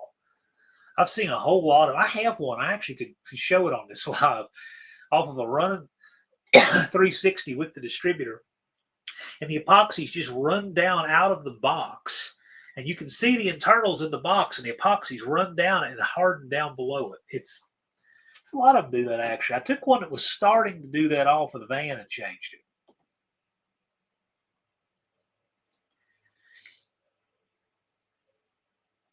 The thing is these people that say they changed to electronic because I didn't want to keep a spare set of points. You should keep a spare ignition module because they go bad, just as quick, just as often. At least if points you have a problem out in the field, you can probably clean them and regap them and get home. Those electronic ignitions, you can't even do that. You're just up the creek. You're going to check the ground on it. If that doesn't fix it, you're going to have to find one. But you can do like Buff did out in the field. If all you can find is a GM ignition, get you some alligator clips and some electrical tape, and you can make a setup that'll get you home with that. You can definitely do that. Or you can wire it in properly and make it permanent. But again, why do all that Gilligan's Island stuff? Take an extra box with you.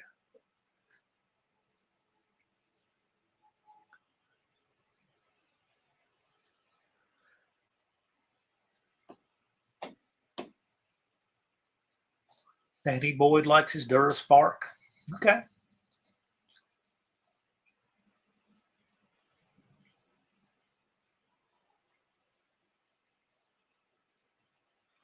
Everybody's mileage may vary.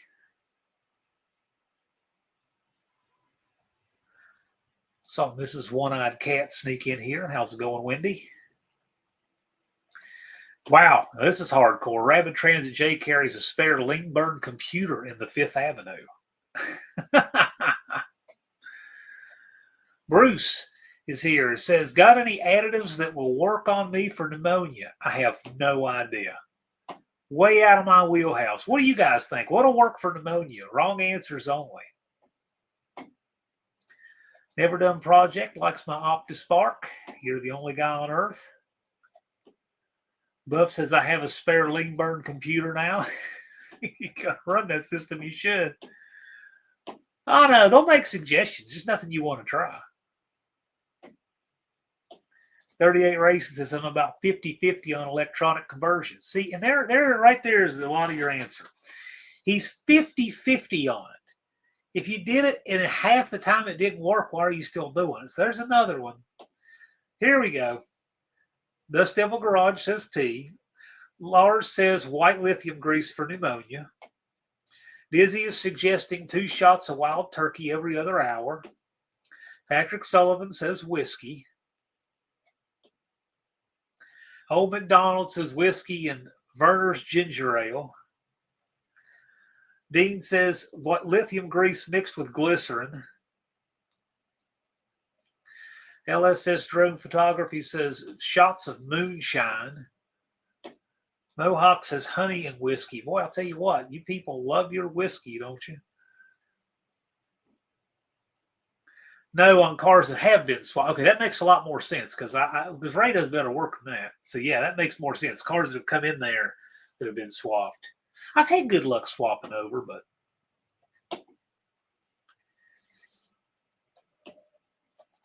Bruce says, I'll try the grease if I can find a long enough swab. Yeah, don't put that up as a channel video, though. Dust Devil Garage says carton of Lucky Strikes for pneumonia. There you go.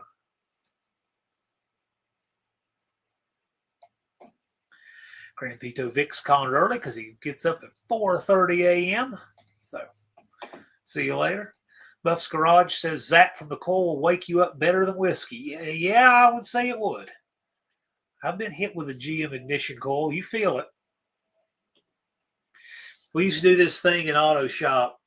Take a lead pencil, see how close we could get to the center, not the center, but one of the spark plug leads on a GM HEI. And somebody would take a soldering iron and just use it to trigger it. So it would fire and see how close you could get the pencil before it would zap you. Oh, and it would zap 3, 4, 5 people on a line, too. If they're all touching, it would zap them all. You can zap them all the way down to the doorknob. Just stupid stuff to do in the shop. So, Dean Stevenson, Valiant minus Duster equals 3. There you go.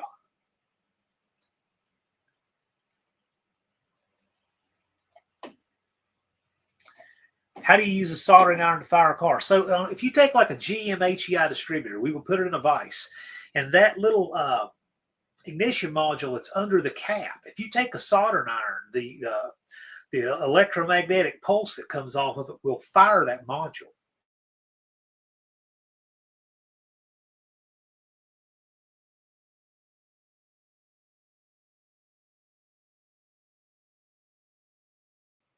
Plug it in, hit the trigger. I don't know why that is, but midway through a live, it'll buffer for about 10 seconds. So I'll say it again. I don't know if you guys saw that or not. If you take a soldering iron and you hold it next to that ignition module that's under the cap on a GM HEI, and you hold the trigger down, the electromagnetic pulse off of that soldering iron will trigger it, and you can get to make a spark jump off of the spark plug terminal. We did that. We did it on one of those.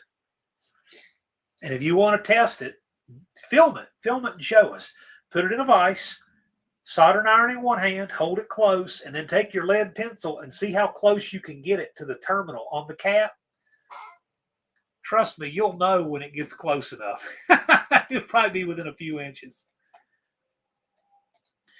So Bruce is going to try all the suggestions. First one's first. We did ask for wrong answers only, so. Even a cheap soldering iron, yeah, it should. It makes an electromagnetic field, yeah.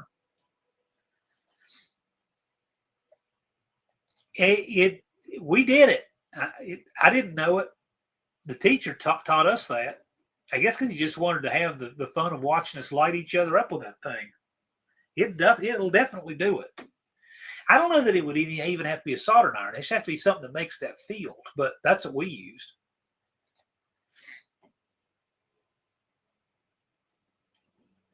Oh, man, Danny Boy's going to be shocking himself now. And if 5 people in a line hold hands and then one of them touches the doorknob and does it, it'll jump that spark to a metal doorknob too. We totally did that too. Oh man, you feel it too. It'll wake you up because those things make. I mean, even an old HEI of an older vehicle still like 50,000 volts. Fortunately, it's just at milliamps. That's why it's not an electric chair. That's why it doesn't kill you. No HEI here. Well, if you ever want to do that little science experiment, just know we told you shouldn't for whatever that's not worth. And videoed, it'll be funny.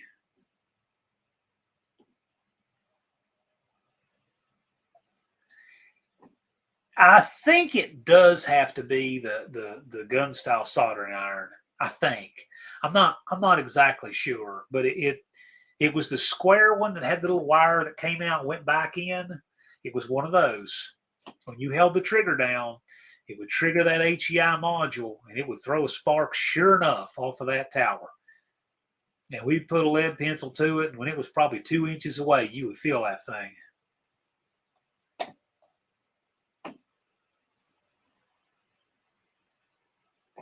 "38 says it should work with any magnetic pickup type of ignition. I would think, but remember, this one has the coil under the cap too. So yeah, I would think it would work with any. I would guess if you hooked the coil up too, if you were using that kind of distributor. Isn't an Excel like 50 or so? Yeah, right. Yeah, but it's at milliamps. That's why it doesn't. It's not Ted Bundy in an electric chair. That's why. So in an emergency, 8 midgets with soldering irons will get you out of a bad spot. No, I don't think so. I think they would just make a little committee and fight each other is probably what would happen. We used to use a lead pencil to test the high voltage regulator. Horizontal output tube and anode on a TV. Okay, that sounds pretty wild. Andrew Nelson says, circling back, I think it was a 270 or 301A crank we looked at installing into an LA block. I think you could do that. I know I read where somebody put an LA 4-inch crank in a poly. So if you can do that, you should be able to use that 270 or 301 crank in an LA. Yeah, I'm pretty sure you can do that. I think you're right. That sounds about right. Now I want to look it up. Blue Grit Garage says, what really wakes you up is when the spark goes in your hand and out whatever part of your body's touching the fender. Yes. That's why I was working on that metal doorknob. Indirect Connection says, Andrew, it was probably a 277 that went in Plymouths only. Yeah, right. Correct. Jason's got it. He's a poly guy. He would know this stuff.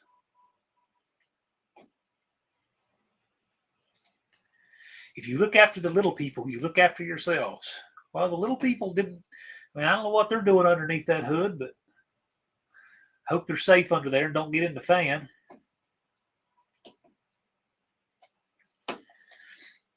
Dougster says Super Shops had a Jacobs electronic ignition display that burned a hole in a dollar bill at a 1-inch gap in the mid-80s. I can totally see that. Yeah, I remember the Jacobs ignitions being a thing.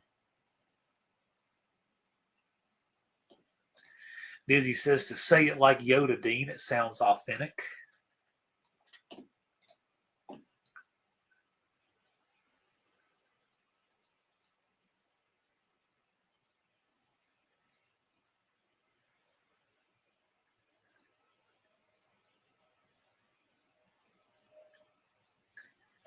Art Bell advertised for Jacobs ignitions. Yeah, maybe. I remember when they were a thing.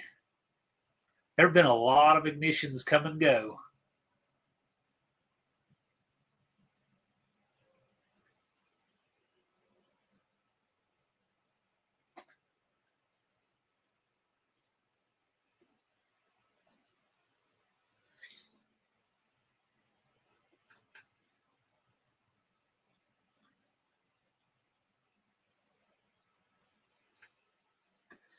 Dean says I can sing it and clear the room.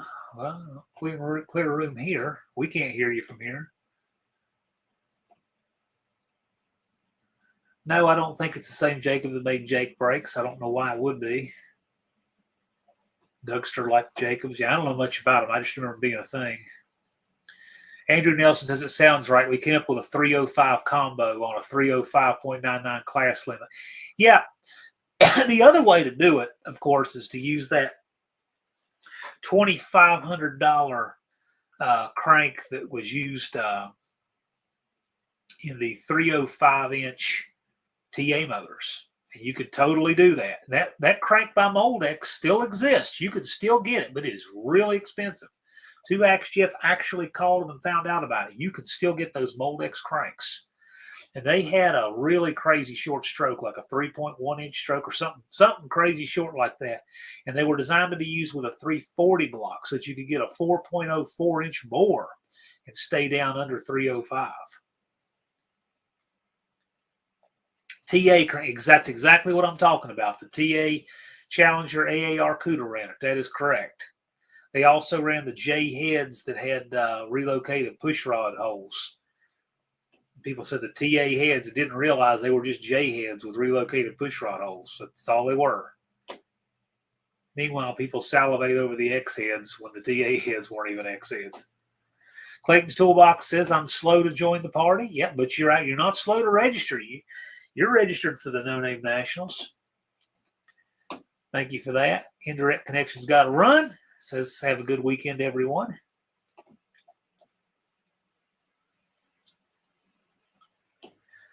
Jeffro, 2Ax Jeffro's a great guy. Yes, he is.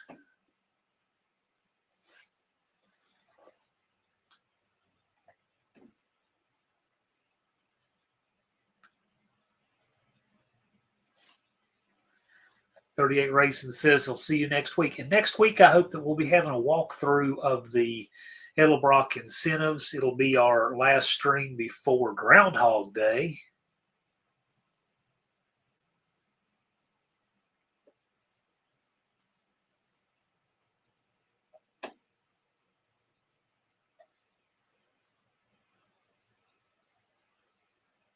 Clayton is a smart guy. He's got a cool channel. Those Ford stuff over there.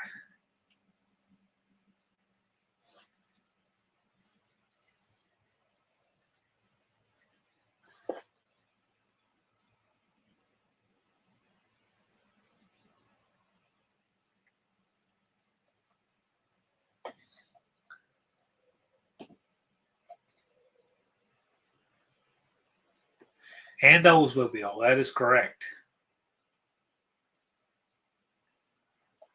Dean Stevenson says, my voice, I'll use liquid nitrogen down my shorts next time. Well, you could inhale sulfur hexafluoride. You could do that.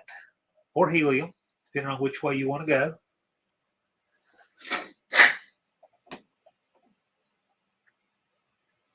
Might be a little safer than what you're thinking of there. What you're thinking of will render you like what happened in Terminator 2.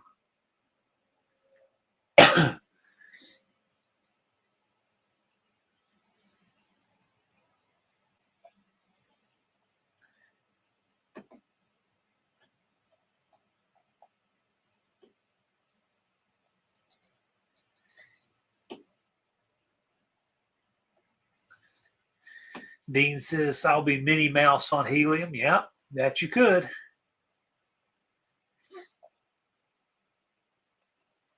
I know that NOS puts a little bit of sulfur in their nitrous oxide to prevent people from inhaling it purposefully. That's right, Dean.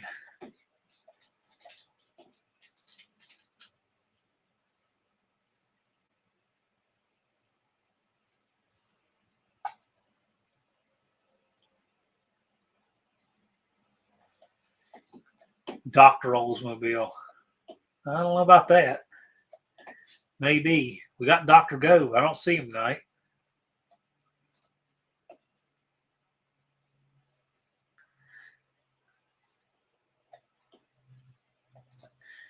Blue Grit suggesting rest your shorts against the fender while gripping a plug wire from HF. Well, yeah, you could do that too.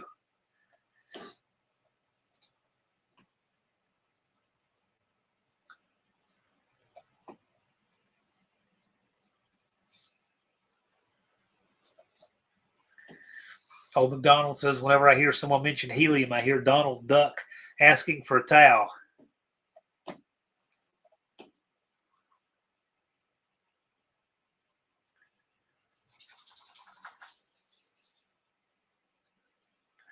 Dougster says, Dr. Oles was a marketing campaign in the 60s. That's cool. Didn't know that. Peckerwood Customs asks, how much truth do you think there is in that the brands you generally like now or follow through your life was what your parents had when you were a kid? I don't know that. I can tell you that's not true for me. My dad liked Fords. My dad liked Jeeps. I like Mopars. I like VW Beetles.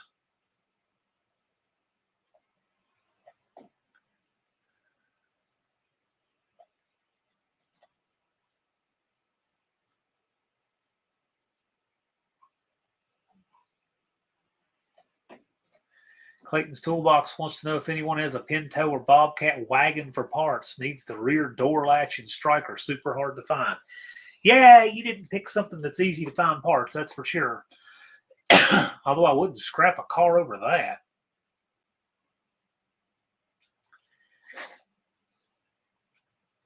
But that said, yeah, it's going to be a tough one to find. You can find it, though.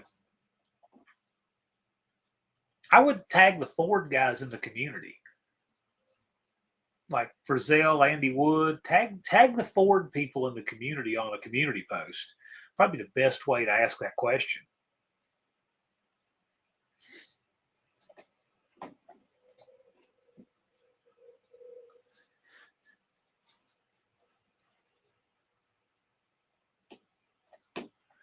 Danny Boys is his dad like Fords and the Oldsmobile and Buick. It's kind of an odd combo, but okay.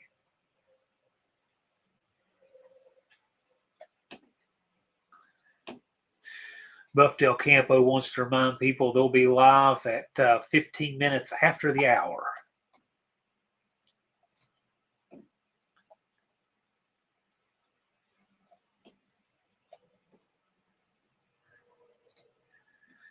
Dougster says, my last Olds was an 83 custom cruiser wagon, light blue with dark wood grain and smooth hubcaps, 307 power, actually a great car. That sounds very Dougsterish. Sounds kind of like Dougster's version of that 70s show. It's not a Vista Cruiser, but it does sound neat. Weird stuff is fun stuff. Yeah, sure can be.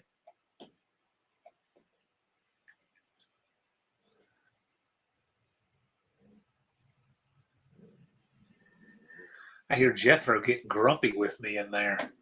He usually does right after 10. Now he's doing right before 10. Maybe we can get him to come in here. Jethro, you want to come in here? Should have turned his heater on. Lars has got a link to Stinger Salvage. Do you know that Stinger Salvage is our newest No Name 500 entry at 367 subs, I think he was? Or 267. We have Indecisive Garage and Lone Wrench. So in order, those are our three guys who are registered for the No Name 500. He didn't hear his name. He's just barking early tonight. He's like 10 minutes early, of course. Yes, and those are the No Name 500 contenders. So, yeah, check these guys out. They're all on my channel. We've got Stinger Salvage, Indecisive Garage, and Lone Wrench Garage. They are all registered No Name 500 channels.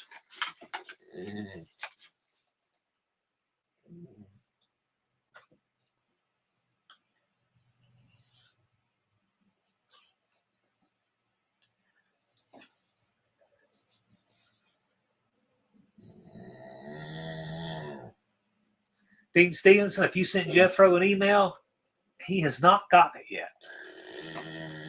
Yeah, he's grumbling at me a little bit. You want to come up here? He didn't like it up here because I got these bright lights. I can't get him to come up here. Oh, I do know what he does want, though. I know exactly what he wants. My old hot chocolate cup. You want that? Yes. Take that in there and shred it. There you go.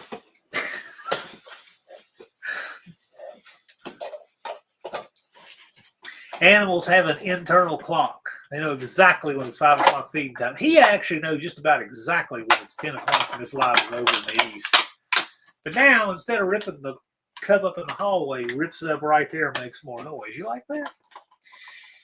Main Street Mopar says, I registered before the live. I can't wait. It's what kind of deals I can get through Edelbrock. Yeah, well, I mean, I want you to make it this year, though, to 500 subs. That's an important component of this.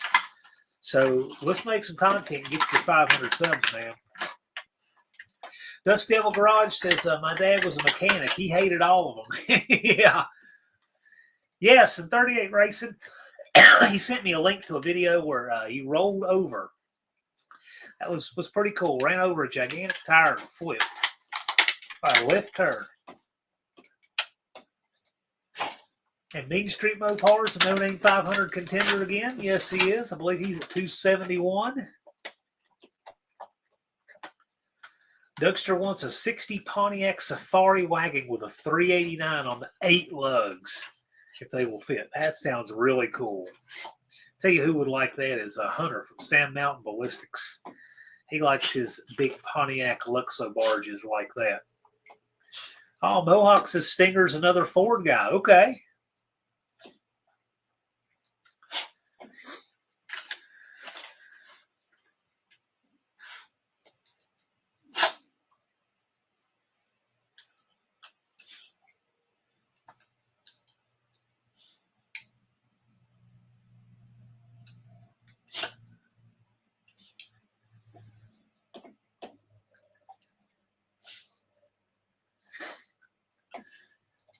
Yeah, if you did this every day, there's a lot of things you would come to not like. I can totally understand that. Hunter would indeed be all over that. He has an 8-lug, what is that he has? A 61 Pontiac Star Chief or something? Hunter is an awesome young man. Dakota Tooth, that man. Yeah, they're really cool. Good people. Good peoples.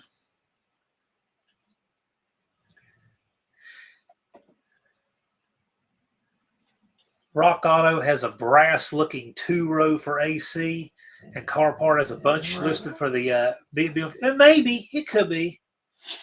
It could be. His car is 63. Okay, I couldn't remember exactly what year.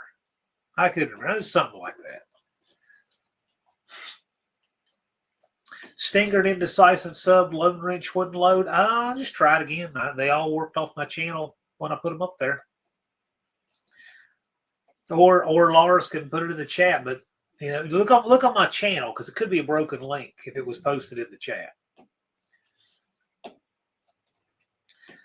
Clayton's Toolbox. I like all brands, but I grew up around Fords. Okay, well, he confirms what Aaron suggested then. All right, so Lars has the link right here. There you go. It probably did get cut off because it was the last one listed. That's probably what happened. Jethro's grumbling. You'll come up here and talk to him? That's a no.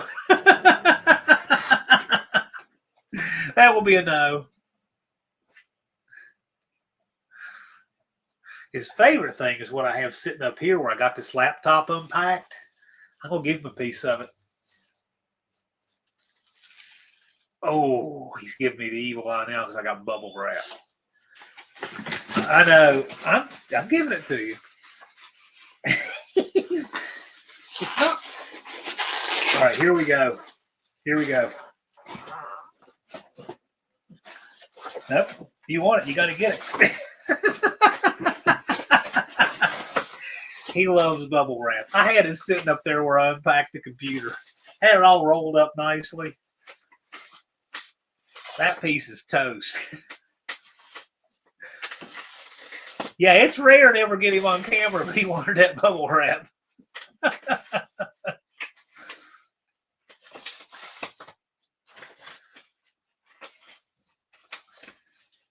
Yeah, there we go. It was a broken link. His dog loves his bubble wrap. Loves to play with bubble wrap. Get down there.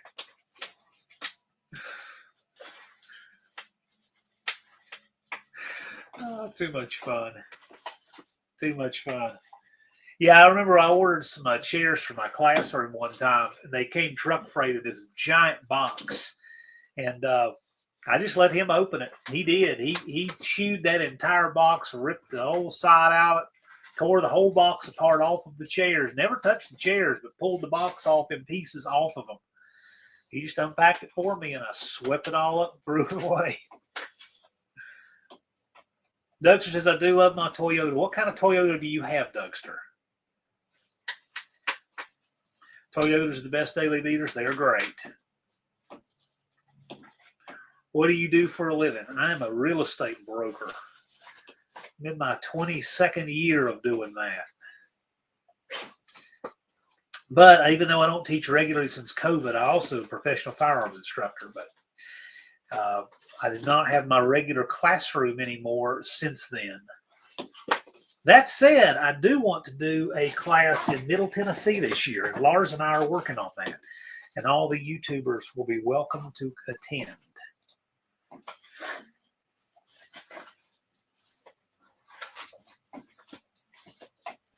Dougster has an 07 Camry, 2.5 four-cylinder automatic. That is a mileage machine.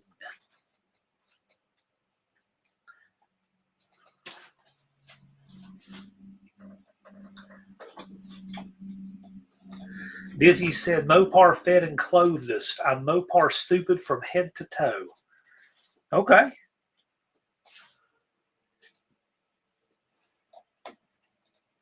Tell you what, Danny boy, that little four-cylinder CRV's got over 360,000 miles on it. Be shocked at how little has ever been done to it.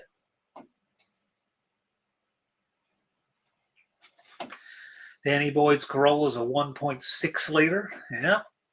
I've changed an engine in a Corolla before.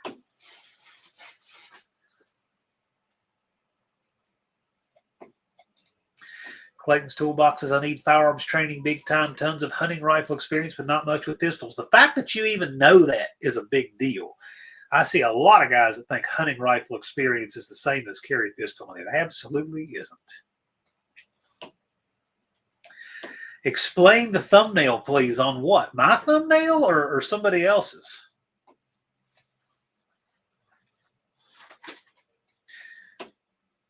Well, Clayton, if you want to come down from Canadaville, you'd be welcome to come to class. I'm pretty sure you're not going to be bringing a firearm with you because of that, but we have loaner Glock 19s. That thumbnail is... I have to find it here. A picture I took here in town, I just thought was funny. I'll find whatever day I actually took it. It's the thumbnail of this live is a sign on Christiansburg Pharmacy. They had on their entire Burma shave sign out front just the word "nope" with an exclamation point. Okay, it can be whatever you want it to be. I'm not finding that, but I found this. There's my shotgun rig. When you do training, you do a whole lot of loading. So there's a bunch of bandoliers at 12 gauge, just birdshot for training. But I can't find that picture handy. So, yeah, if you go back and look at the thumbnail, it's a sign at Christiansburg Pharmacy. That's all it is. Dougster's got 210,000 on the Camry, and it's almost rust-free.